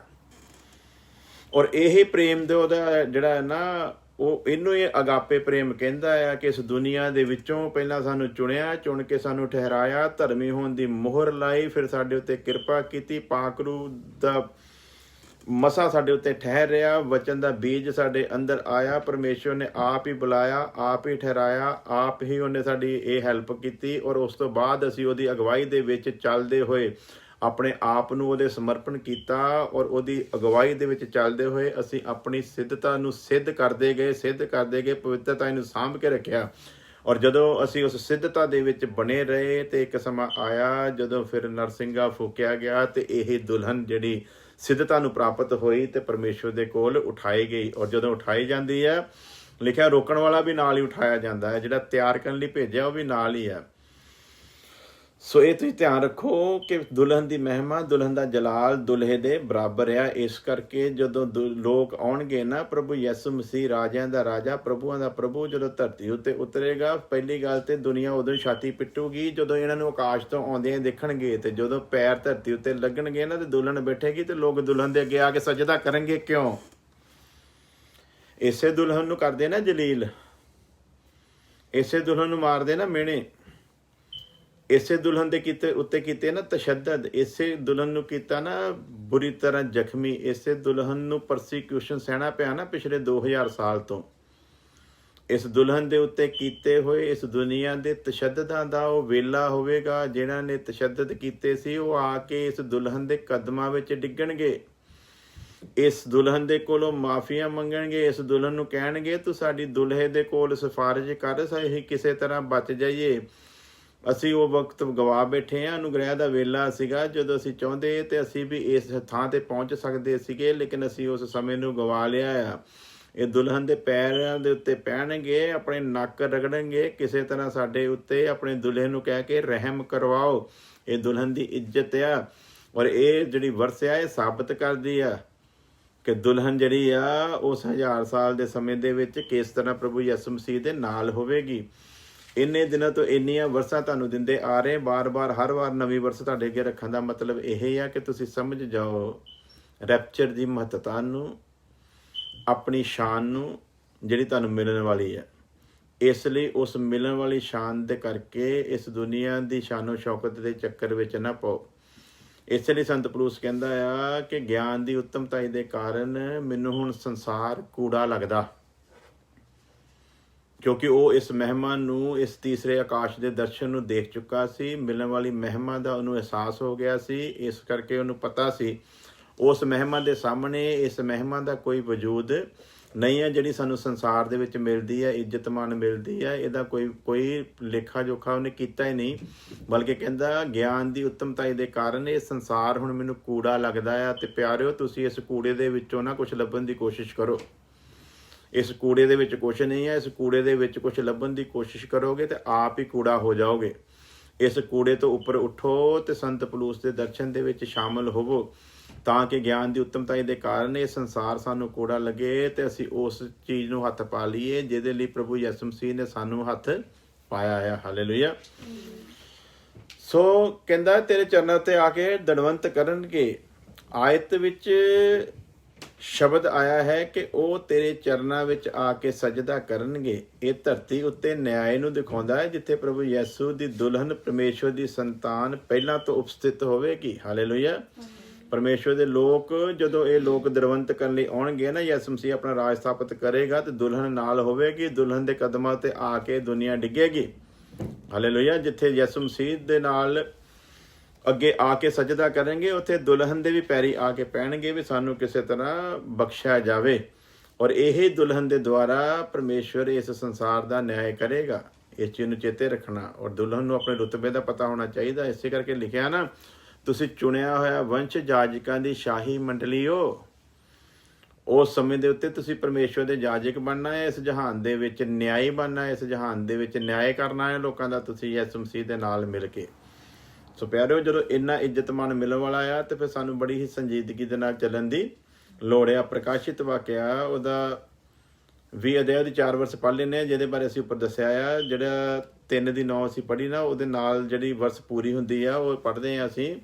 फिर मैंने सिंहासन देखे और उन पर लोग बैठ गए और उनको न्याय करने का अधिकार दिया गया। हालेलुया। किहड़ा मिलिया जी अधिकार? जे दुल्हन महाकष्ट दे विच है ते जे दुल्हन महाकलेश दे विच आ ते फिर ये प्रकाशित वाक्या है रेवलेशन दा 20 अध्याय उहदी 4 वर्स फिर किहदे वाल इशारा करदी है? ये फिर किहड़े न्यायी लोग आ? ਇਹ ਫਿਰ ਆਪਣਾ ਨਿਆਂ ਆਪ ਹੀ ਕਰਨ ਲਈ ਬੈਠ ਗਏ ਆ ਜੀ, ਜਾਂ ਦੁਨੀਆ ਦਾ ਨਿਆਂ ਕਰਨਗੇ? ਜੇ ਦੁਲਹਨ, ਇਹ ਕਦੋਂ ਸਮਾਂ ਆਉਂਦਾ ਹੈ ਭਲਾ? ਇਹਦੀਆਂ ਉੱਪਰਲੀਆਂ ਵਰਸਾਂ 'ਚ ਜਦੋਂ ਪੜ੍ਹਦੇ ਹੋ ਨਾ ਤੇ ਫਿਰ ਉਹਦੇ ਵਿੱਚ ਸਾਰਾ ਪ੍ਰਕਾਸ਼ ਸਾਨੂੰ ਮਿਲ ਜਾਂਦਾ ਹੈ। ਔਰ ਮੈਂ ਚਾਹਾਂਗਾ ਕਿ ਮੈਂ ਤੁਹਾਨੂੰ ਉਹ ਵਰਸ ਜਿਹੜੀ ਆ ਉੱਪਰਲੀ ਉਹ ਪੜ੍ਹ ਕੇ ਦੇਵਾਂ ਤਾਂ ਕਿ ਤੁਸੀਂ ਇਹਨੂੰ ਸਮਝ ਸਕੋ। ਹਾਲੇਲੂਇਆ। ਥੋੜ੍ਹੀ ਦੇਰ ਦੇ ਲਈ ਤੁਹਾਨੂੰ ਡਿਸਟਰਬ ਹੋਊਗਾ, ਲੇਕਿਨ ਮੈਂ ਚਾਹੁੰਦਾ ਕਿ ਮੈਂ ਇਸ ਵਰਸ ਨੂੰ ਪੜ੍ਹ ਕੇ ਤੁਹਾਨੂੰ ਸੁਣਾਵਾਂ ਤਾਂ ਕਿ ਪਤਾ ਲੱਗੇ ਕਿ ਇਹ ਵਰਸ ਕਿਸ ਸਮੇਂ ਦੇ ਉੱਤੇ ਔਰ ਕਿਸ ਚੀਜ਼ ਦੇ ਵੱਲ ਇਸ਼ਾਰਾ ਕਰ ਰਹੀ ਹੈ। ਸੋ ਮੈਂ ਪੜਾਂਗਾ 20 ਵਰਸ ਦੀ ਆਪਣੇ 20 ਅਧਿਆਏ 20 बाब ਦੀ पहली वर्ष तो मैं पढ़ांगा। फिर मैंने एक स्वर्गदूत को स्वर्ग से उतरते देखा, जिसके हाथ में अथाह कुंड की कुंजी और एक बड़ी जंजीर थी। उसने उस अजगर अर्थात पुराने सांप को, जो इब्लीस और शैतान है, पकड़ के 1000 वर्ष के लिए बांध दिया और उसे अथाह कुंड में डालकर बंद कर दिया और उस पर मोहर लगा दी कि वह 1000 वर्ष के पूरे होने तक जाति जाति के लोगों को फिर ना भरमाए। इसके बाद अवश्य है कि वह थोड़ी देर के लिए फिर खोला जाए। और हुण असीं होने चौथी वर्ष उत्ते फिर मैंने सिंघासन देखी। हालेलुया। इत्थे असीं एक चीज़ साडे सामने खुल के आ रही है और वो जिहड़ी चीज़ खुल के आ रही है और वो ये आ कि ये महाकलेश का जिहड़ा समा आ 7 साल का समा खत्म होने तो बाद आउंदा आ और परमेश्वर के दूत जिहड़े आ उहनूं फड़दे आ, इबलीस शैतान नूं उहनूं अथाह कुंड दे विच पाउंदे आ।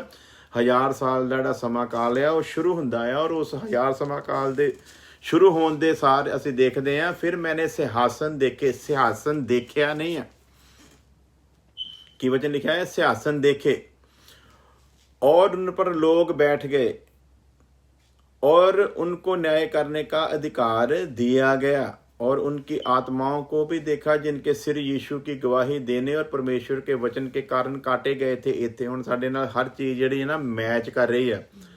नंबर 1 कि असीं की देखदे आ, सिंहासन लगे हुए आ और उन्हां सिंहासनां दे उत्ते बैठे हुए लोकां नूं न्याय करन दा अधिकार दिता गया। पहला पॉइंट। दूसरा पॉइंट, उन की आत्माओं को भी देखा, जिनके सिर यीशु की गवाही देने और परमेश्वर के वचन के कारण काटे गए थे और जिन्होंने ना उस पशु की, हुण किहड़े लोकां दे सिर कट्टे गए आ, महाकलेश दे समय नूं दिखाउंदा आ, जिन्होंने उस पशु की और ना उस मूर्त की पूजा की। हुण ये जिहड़ा शैतान आ और जिहड़े अधिकार सीगे इहदे 2 रूपां दे विच वो सारा कुछ इस वर्ष दे विच क्लीयर हुंदियां सी देखदे आ। महाकलेश दे विच लोकां दे जिहड़े सिर सुर कट्टे गए ना, वो कहंदा उन्हां नूं भी असीं इत्थे इस जगह दे उत्ते पढ़दे आ, उन्हां दा भी जिक्र साडे सामने आउंदा है। इससे साफ क्लीयर हुंदा ये ग्रुप वखरा आ ते वो ग्रुप वखरा आ। महाकलेश वाला ग्रुप वखरा आ ते महिमा पाई हुई दुल्हन वाला ग्रुप वखरा। महाकलेश दे लोकां दा स्थान वखरा आ ते दुल्हन दा स्थान वखरा आ। दुल्हन नूं असीं न्याय करन दे लई सिंहासनां दे उत्ते बैठिਆਂ देखदे आ, लेकिन इन्हां लोकां नूं कित्थे देखदे आ? और उनकी आत्माओं को भी देखा, जिनके सिर यीशु की गवाही देने और परमेश्वर के वचन के कारण काटे गए थे, जिन्होंने उस पशु की और ना उस मूर्त की पूजा की थी और ना उसकी छाप अपने माथे पर और हाथों पर ली थी। वह जीवित होकर मसीह के साथ 1000 वर्ष तक राज्य करते रहे। हालेलुया। उन्हां लोकां नूं भी महिमा मिली है इस जगह दे उत्ते। नंबर 1 ते यह है भी दुल्हन नूं महिमा मिली। नंबर 2 उन्हां लोकां नूं महिमा मिली जिन्हां ने उस समय दे विच महाकष्ट दे विच अपने जीवन नूं गुजारिया और उहदे मोहर उहदी छाप नहीं लवाई। सो प्यारिओ, इत्थे असीं हुण इहदे एक एक पॉइंट नूं देखांगे। नंबर 1 ते सिंघासन ते बैठे लोक जिहड़े आ वो दुल्हन आ। उन्हां दीआं आत्मावां नूं देखिआ, जिन्हां दे सिर महाकलेश दे समय विच वड्डे गए, इसलिए जो उन्हां ने उस पशु दी अते ना उस मूर्त दी पूजा कीती, ना उसदी छाप अपने मੱਥੇ उत्ते अते हत्थ उत्ते लवाई। ਧਰਤੀ ਦੇ ਉਹ ਲੋਕ ਜੋ ਉਸ ਸਮੇਂ ਵਿੱਚ ਜਿਉਂਦੇ ਸਨ, ਇਹ ਉਹ ਲੋਕ ਹਨ ਜਿਨ੍ਹਾਂ ਉੱਤੇ ਮਸੀਹ ਯਿਸੂ ਨਾਲ ਮਿਲ ਕੇ 1000 ਸਾਲ ਰਾਜ ਕਰੇਗਾ। ਬਾਕੀ ਦੇ ਮੁਰਦੇ 1000 ਸਾਲ ਪੂਰਾ ਹੋਣ ਤੱਕ ਜੀ ਨਹੀਂ ਉੱਠੇ। ਇਸ ਪੂਰੇ ਵਰਣਨ ਦੇ ਵਿੱਚ ਅਸੀਂ ਦੇਖਦੇ ਹਾਂ। ਇੱਥੇ ਵਰਣਨਯੋਗ ਗੱਲ ਇਹ ਹੈ ਕਿ ਧੰਨ ਤੇ ਪਵਿੱਤਰ ਉਸ ਨੂੰ ਕਿਹਾ ਗਿਆ ਜੋ ਪਹਿਲੇ ਪੁਨਰ ਉਥਾਨ ਦੇ ਵਿੱਚ ਸ਼ਾਮਲ ਹੈ। ਜਦੋਂ ਤੁਸੀਂ ਇਹਦੀਆਂ ਅਗਲੀਆਂ ਵਰਸਾਂ ਪੜ੍ਹੋਗੇ ਨਾ 20 ਅਧਿਆਏ ਦੀਆਂ, ਉਹਨਾਂ ਵਿੱਚ ਤੁਹਾਨੂੰ ਇਹ ਵਰਸ ਸ਼ਬਦ ਮਿਲੂਗਾ ਕਿ ਵਚਨ ਇੱਕ ਆਇਆ ਵੀ ਧੰਨ ਉਹ ਆ ਜਿਹੜੇ ਪਹਿਲੇ ਪੁਨਰ ਉਥਾਨ ਦੇ ਵਿੱਚ ਸ਼ਾਮਲ ਆ, ਯਾਨੀ ਕਿ ਰੈਪਚਰ ਦੀ ਗੱਲ ਹੀ ਉੱਥੇ ਹੋ ਰਹੀ ਆ ਕਿ ਮੁਰਦੇ ਜਿਵਾਲੇ ਗਏ ਔਰ ਅਸੀਂ ਹੋਰ ਦੇ ਹੋਰ ਹੋ ਗਏ। ਉਹਨਾਂ ਨੂੰ ਕਿਹਾ ਗਿਆ ਧੰਨ।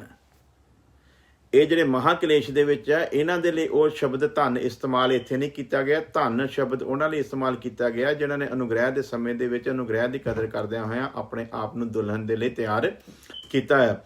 ਉਹਨਾਂ ਨੂੰ ਧੰਨ ਸ਼ਬਦ ਕਿਹਾ ਗਿਆ। ਉਹ ਆ ਜਿਹੜੇ ਪਹਿਲੇ ਉਹ ਧੰਨ ਆ ਜਿਹੜੇ ਮਸੀਹ ਦੀ ਗਵਾਹੀ ਦੇ ਕਾਰਨ ਸ਼ਹੀਦ ਹੋਏ ਜਾਂ ਜਿਨ੍ਹਾਂ ਨੇ ਆਪਣੀ ਦੌੜ ਨੂੰ ਪੂਰੀ ਕਰਕੇ ਇਸ ਜੀਵਨ ਤੇ ਇਸ ਸੰਸਾਰ ਤੋਂ ਕੂਚ ਕੀਤਾ। ਪਲੱਸ ਉਹ ਧੰਨ ਆ ਜਿਹੜੇ ਉਸ ਸਮੇਂ ਦੇ ਉੱਤੇ ਬਦਲੇ ਗਏ ਤੇ ਦੁਲਹਨ ਦੇ ਰੂਪ ਦੇ ਵਿੱਚ ਬਦਲਾ ਵਿੱਚ ਯਿਸੂ ਮਸੀਹ ਦੇ ਨਾਲ ਮਿਲਣ ਦੇ ਲਈ ਉਠਾਏ ਗਏ।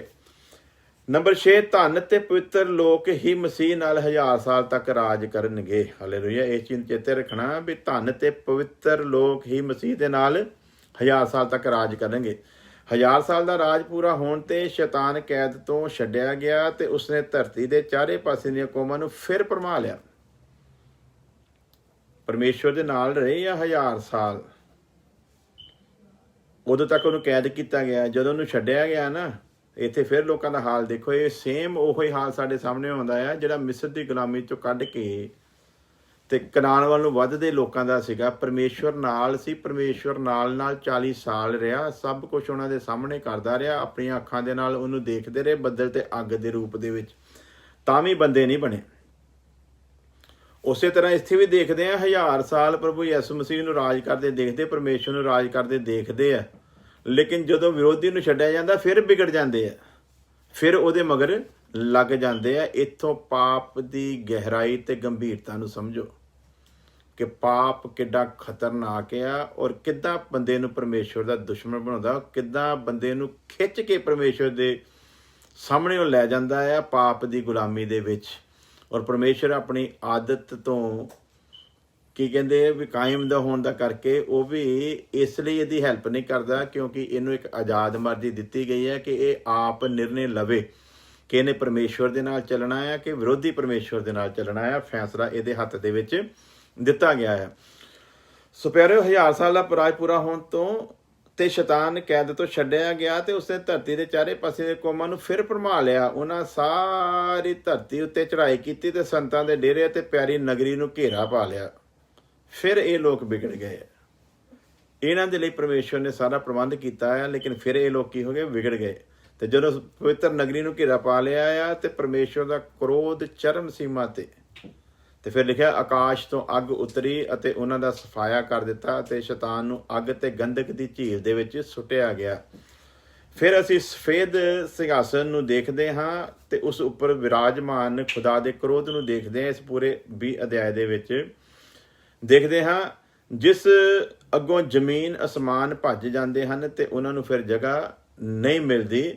ਸਫੇਦ ਸਿੰਘਾਸਨ ਦੇ ਅੱਗੇ ਹਰੇਕ ਉਹ ਇਨਸਾਨ ਪੇਸ਼ ਕੀਤਾ ਜਾਵੇਗਾ ਜਿਸਨੇ ਯਿਸੂ ਮਸੀਹ ਨੂੰ ਕਬੂਲ ਨਹੀਂ ਕੀਤਾ।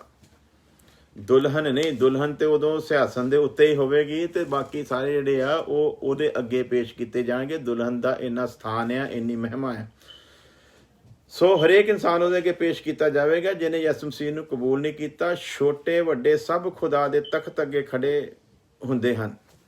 ਪੋਥੀਆਂ ਖੋਲੀਆਂ ਗਈਆਂ, ਮਤਲਬ ਹਰੇਕ ਇਨਸਾਨ ਦੀ ਪੋਥੀ ਵਿੱਚ ਲਿਖੀਆਂ ਹੋਈਆਂ ਗੱਲਾਂ ਤੋਂ ਉਹਨਾਂ ਦੇ ਕੰਮਾਂ ਅਨੁਸਾਰ ਉਹਨਾਂ ਦਾ ਇਨਸਾਫ ਕੀਤਾ ਗਿਆ।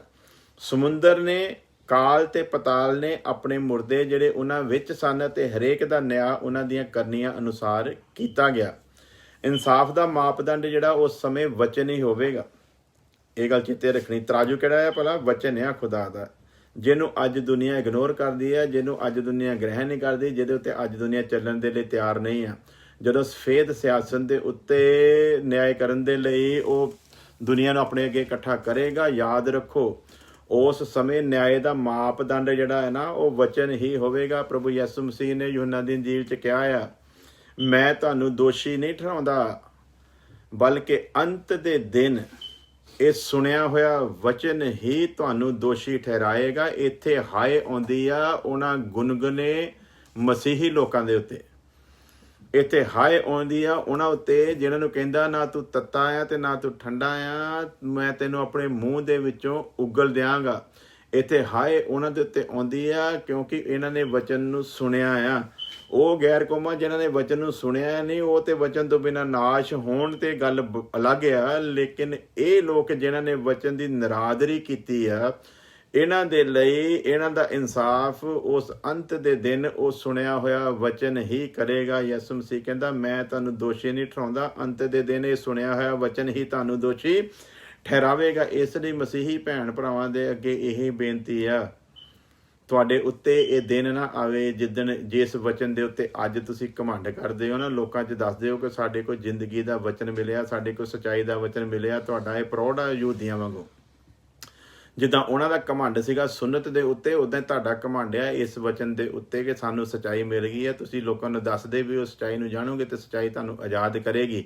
ਜਿੱਦਣ ਉਹ ਲੋਕ ਜਿਨ੍ਹਾਂ ਨੂੰ ਤੁਸੀਂ ਦੱਸਦੇ ਸੀ ਨਾ ਇਸ ਵਚਨ ਦੇ ਦੁਆਰਾ ਸੱਚਾਈ ਨੂੰ ਜਾਣੋਗੇ ਤੇ ਸੱਚਾਈ ਤੁਹਾਨੂੰ ਆਜ਼ਾਦ ਕਰੇਗੀ, ਜਿੱਦਣ ਉਹੀ ਲੋਕ ਤੁਹਾਨੂੰ ਗੁਲਾਮੀ ਦੀ ਹਾਲਤ ਵਿੱਚ ਉੱਤੇ ਖੜਿਆਂ ਦੇਖਣਗੇ ਤੇ ਤੁਸੀਂ ਕਿਸੇ ਨਾਲ ਅੱਖ ਮਿਲਾ ਸਕੋਗੇ ਨਹੀਂ।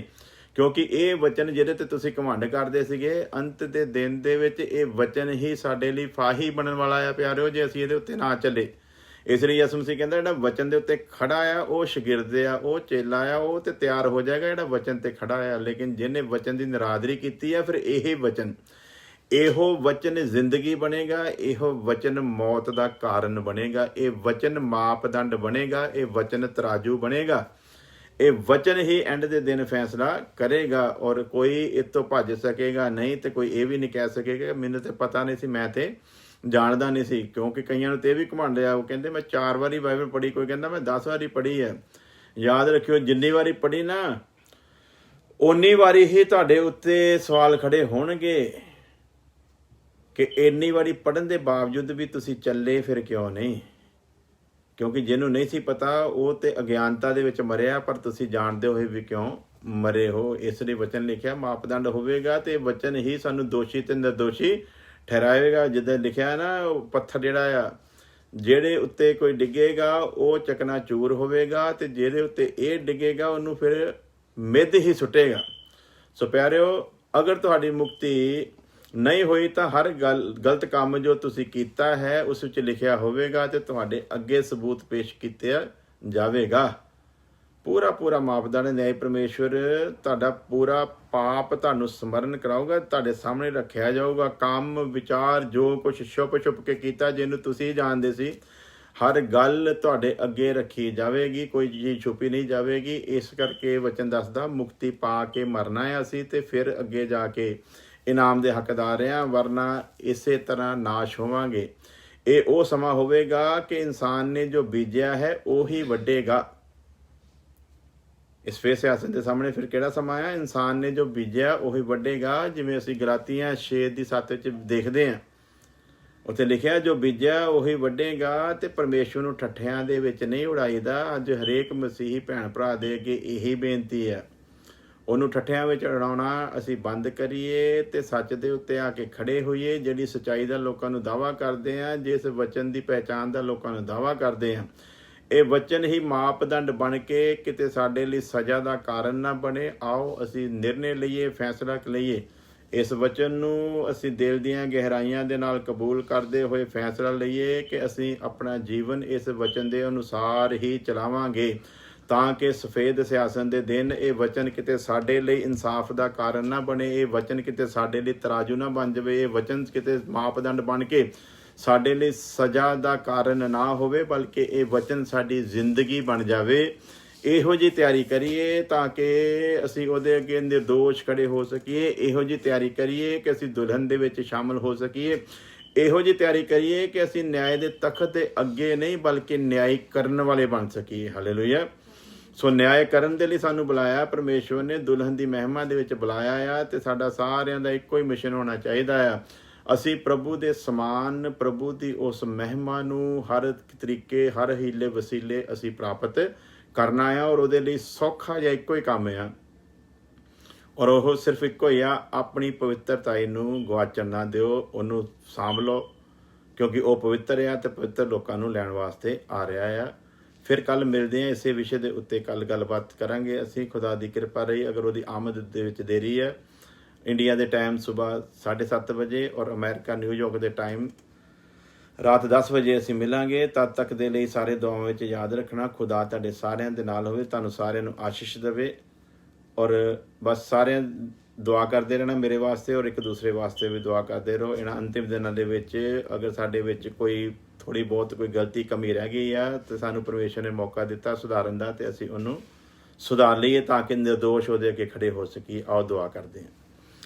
ਪਿਆਰੇ ਖੁਦਾਵੰਦ ਖੁਦਾ ਤੇਰਾ ਧੰਨਵਾਦ ਕਰਦੇ ਹਾਂ ਤੇਰੀ ਦਇਆ ਔਰ ਤੇਰੀ ਮੁਹੱਬਤ ਦੇ ਵਾਸਤੇ, ਤੇਰੇ ਵਚਨਾਂ ਦੇ ਵਾਸਤੇ। ਖੁਦਾਵੰਦਾ ਤੁਸੀਂ ਬੜੇ ਹੀ ਸਰਲ ਤਰੀਕੇ ਦੇ ਨਾਲ ਆਪਣੇ ਇਹਨਾਂ ਭੇਤਾਂ ਨੂੰ ਸਾਡੇ ਉੱਤੇ ਸਾਡੀ ਹੀ ਖੁਦਾਵੰਦਾ ਕਾਬਲੀਅਤ ਦੇ ਹਿਸਾਬ ਨਾਲ ਜਿੰਨੇ ਕੁ ਜੋਗੇ ਅਸੀਂ ਹੈਗੇ ਹਾਂ, ਤੁਸੀਂ ਉਸੇ ਹਿਸਾਬ ਦੇ ਨਾਲ ਬਹੁਤ ਹੀ ਸਰਲ ਕਰਕੇ ਸਾਨੂੰ ਸਿਖਾਇਆ। ਤੁਹਾਡਾ ਧੰਨਵਾਦ ਕਰਦੇ ਹਾਂ ਖੁਦਾਵੰਦਾ।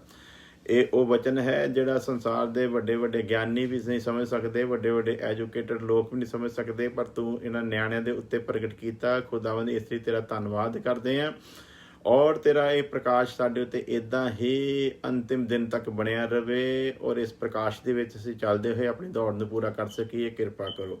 ਇੱਕ ਇੱਕ ਜ਼ਿੰਦਗੀ ਨੂੰ ਤੁਹਾਡੇ ਮੁਬਾਰਕ ਹੱਥਾਂ ਦਿੰਦੇ ਹਾਂ, ਤੁਹਾਡੇ ਤਖਤ ਅੱਗੇ ਲੈ ਕੇ ਆਉਂਦੇ ਹਾਂ ਖੁਦਾਵੰਦ। ਜਿੰਨੇ ਵੀ ਲੋਕਾਂ ਨੇ ਦੁਆ ਕਰਨ ਵਾਸਤੇ ਕਿਹਾ ਹੈ ਖੁਦਾਵੰਦ ਦਾ ਸੋਸ਼ਲ ਮੀਡੀਆ ਦੇ ਜ਼ਰੀਏ ਜਾਂ ਫੋਨ ਕਰਕੇ, ਉਹਨਾਂ ਸਾਰੀਆਂ ਜ਼ਿੰਦਗੀਆਂ ਦੀਆਂ ਮੁਸ਼ਕਿਲਾਤਾਂ ਤੋਂ, ਉਹਨਾਂ ਦੇ ਦੁੱਖ ਤਕਲੀਫਾਂ ਤੋਂ, ਬਿਮਾਰੀਆਂ ਤੋਂ, ਖੁਦਾਵੰਦ ਦਾ ਜ਼ਿੰਦਗੀ ਦੀਆਂ ਜ਼ਰੂਰਤਾਂ ਤੋਂ ਤੁਸੀਂ ਵਾਕਫ ਹੋ। ਆਪਣੇ ਵੱਡੇ ਰਹਿਮ ਦੇ ਨਾਲ, ਫਜ਼ਲ ਦੇ ਨਾਲ ਉਹਨਾਂ 'ਤੇ ਕਿਰਪਾ ਕਰੋ ਖੁਦਾਵੰਦ। ਔਰ ਲੋਕ ਵੀ ਤੁਹਾਡੇ ਵਿੱਚ ਬਣੇ ਰਹਿਣ, ਤੁਹਾਡੀ ਇੱਛਾ ਨੂੰ ਪੂਰੇ ਕਰਦੇ ਹੋਏ ਆਪਣੀ ਮੁਕਤੀ ਦੀ ਦੌੜ ਨੂੰ ਪੂਰਾ ਕਰ ਸਕਣ ਖੁਦਾਵੰਦ। ਇੱਕ ਇੱਕ ਜ਼ਿੰਦਗੀ ਨੂੰ ਤੁਹਾਡੇ ਮੁਬਾਰਕ ਹੱਥਾਂ 'ਚ ਦਿੰਦੇ ਹਾਂ। ਸਾਡੀ ਪ੍ਰਾਰਥਨਾ ਨੂੰ ਸੁਣੋ, ਕਬੂਲ ਕਰੋ ਮਸੀਹ ਯਿਸੂ ਦੇ ਨਾਮ ਦੇ ਵਿੱਚ, ਆਮੀਨ। ਹੁਣ ਅਸੀਂ ਖੁਦਾਵੰਦ ਯਿਸੂ ਮਸੀਹ ਦਾ ਫਜ਼ਲ, ਸਾਡੇ ਖੁਦਾਵੰਦ ਯਿਸੂ ਮਸੀਹ ਦਾ ਫਜ਼ਲ, ਖੁਦਾ ਬਾਪ ਦੀ ਮੁਹੱਬਤ, ਪਾਕ ਰੂਹ ਦੀ ਸੰਗਤ ਹੁਣ ਤੋਂ ਲੈ ਕੇ ਹਮੇਸ਼ਾ ਤੱਕ ਉਹਦੇ ਤਮਾਮ ਲੋਕਾਂ ਦੇ ਨਾਲ ਬਣੀ ਰਵੇ, ਆਮੀਨ। ਖੁਦਾ ਤੁਹਾਡੇ ਸਾਰਿਆਂ ਦੇ ਨਾਲ ਹੋਵੇ। ਸਭ ਨੂੰ ਜੈ ਮਸੀਹ ਕੀ। ਕੱਲ੍ਹ ਫਿਰ ਮਿਲਦੇ ਹਾਂ ਜੀ।